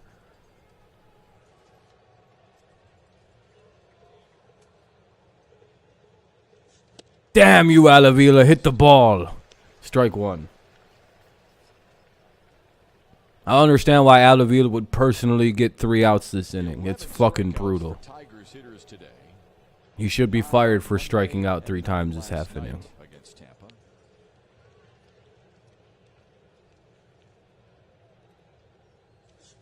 Down to their final strike. I just think Tampa in this. It's like, why would he chase that Alavila?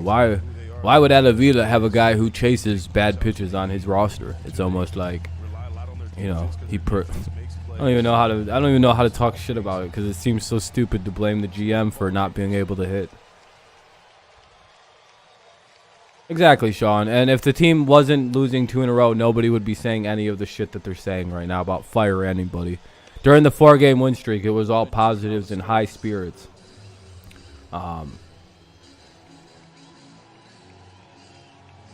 No, they're not, Sonatos. They still bring up the Verlander trade like it fucking matters or is irrelevant.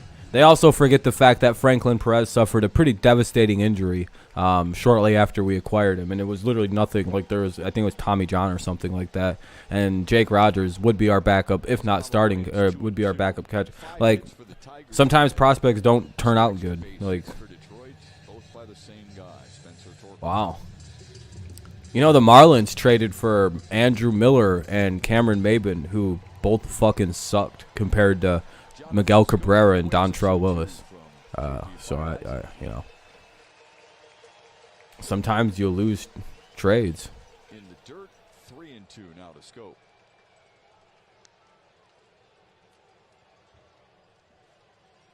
You know, Dave Dombrowski thought Austin Jackson was going to be really good. And then 3 games in a row in Cleveland. Nice day off. Just kind of get away from the game a little bit, relax.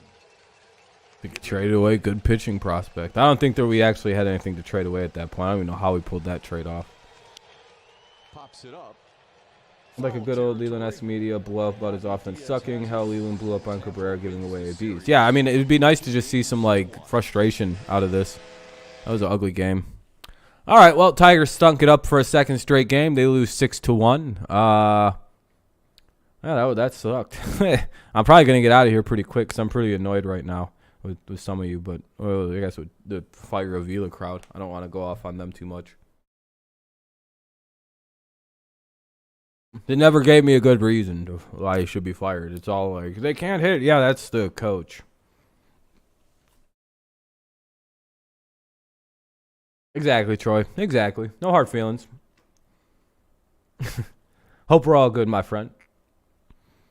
That was an annoying. I think we're all just frustrated because of annoying lack of offense returned for 2 games. They'll probably be fine game 2. Or in the next series. We'll see. What's the Cleveland series looking like? Now all we play is the Twins and the Indians for like 50 games. Oh, this is going to be miserable. Look at this. Guardians, Twins, Guardians, Twins.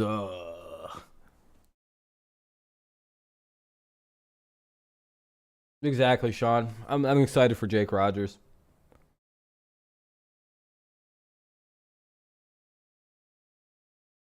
Yeah, it would have been Christopher. It would have been one of the worst. It would have been the most hilarious trade of all time of nothing.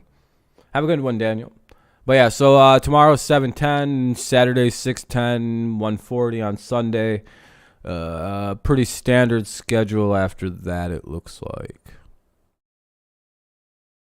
All right. Well, that's that for this stream for the most part. We kind of have an idea. Tomorrow, I'll probably do an NFL stream or something like that. Should be pretty fun.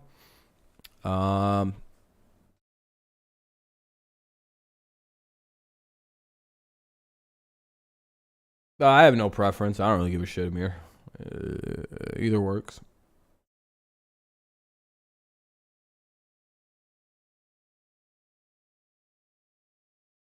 I guess day games are probably better on the weekend. I prefer day. I don't know. It all depends.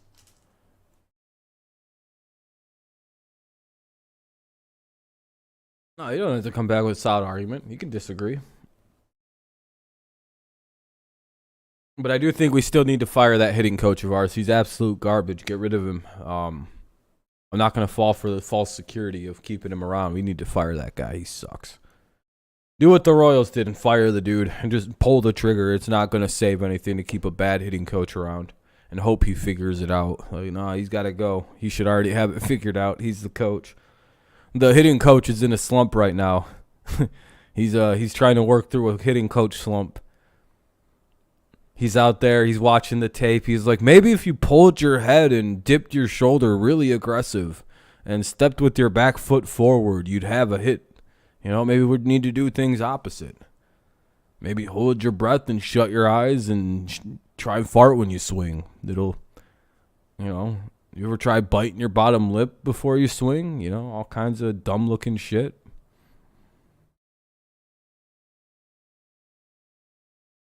Have you ever prayed to Jesus before you swung the bat? Just going, oh, Lord, please help me hit it.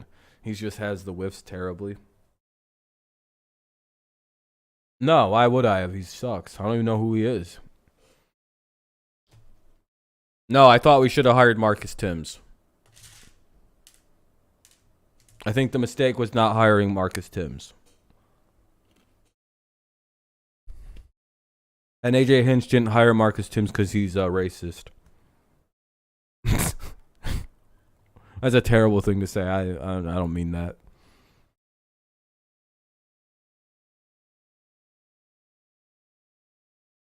Yep, have a good night, Troy. Hope there's no hard feelings.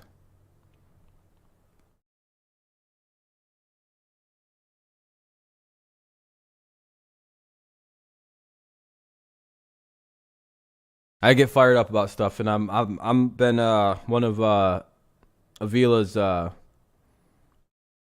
I'm always gonna defend Al Avila. Now, if he has influence over the hitting coach and he hasn't fired that piece of shit, yeah, I think we should fire Al. If Al's the reason the hitting coach is sticking around, put a bullet in both their brains behind a shed. You know? No, I'm just kidding. That's way too aggressive.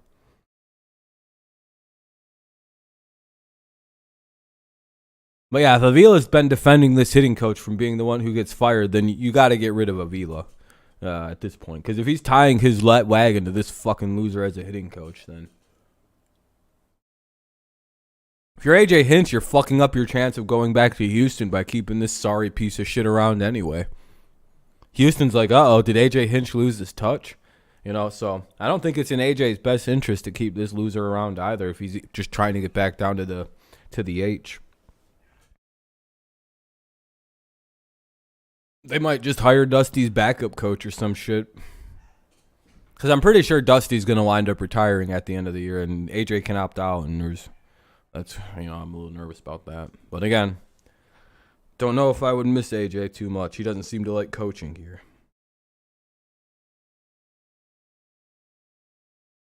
But that just could be his, like we said, he's got a very non-panic attitude about coaching, so...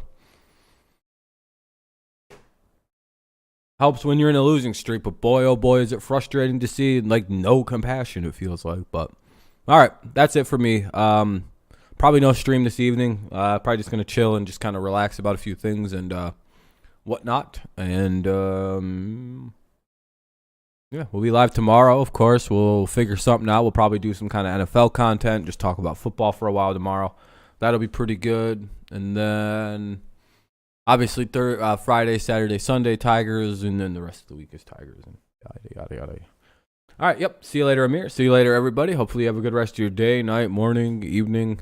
If you ever listen to this outside of when it's live, it's, thanks. But all right, peace out. Good game. GG's to the Rays fans. You guys take 2 of 3. Sorry to everybody else in that division. We tried to beat them, but, they kind of just beat us up in the 2 games there. So we at least took 1. So helped you there.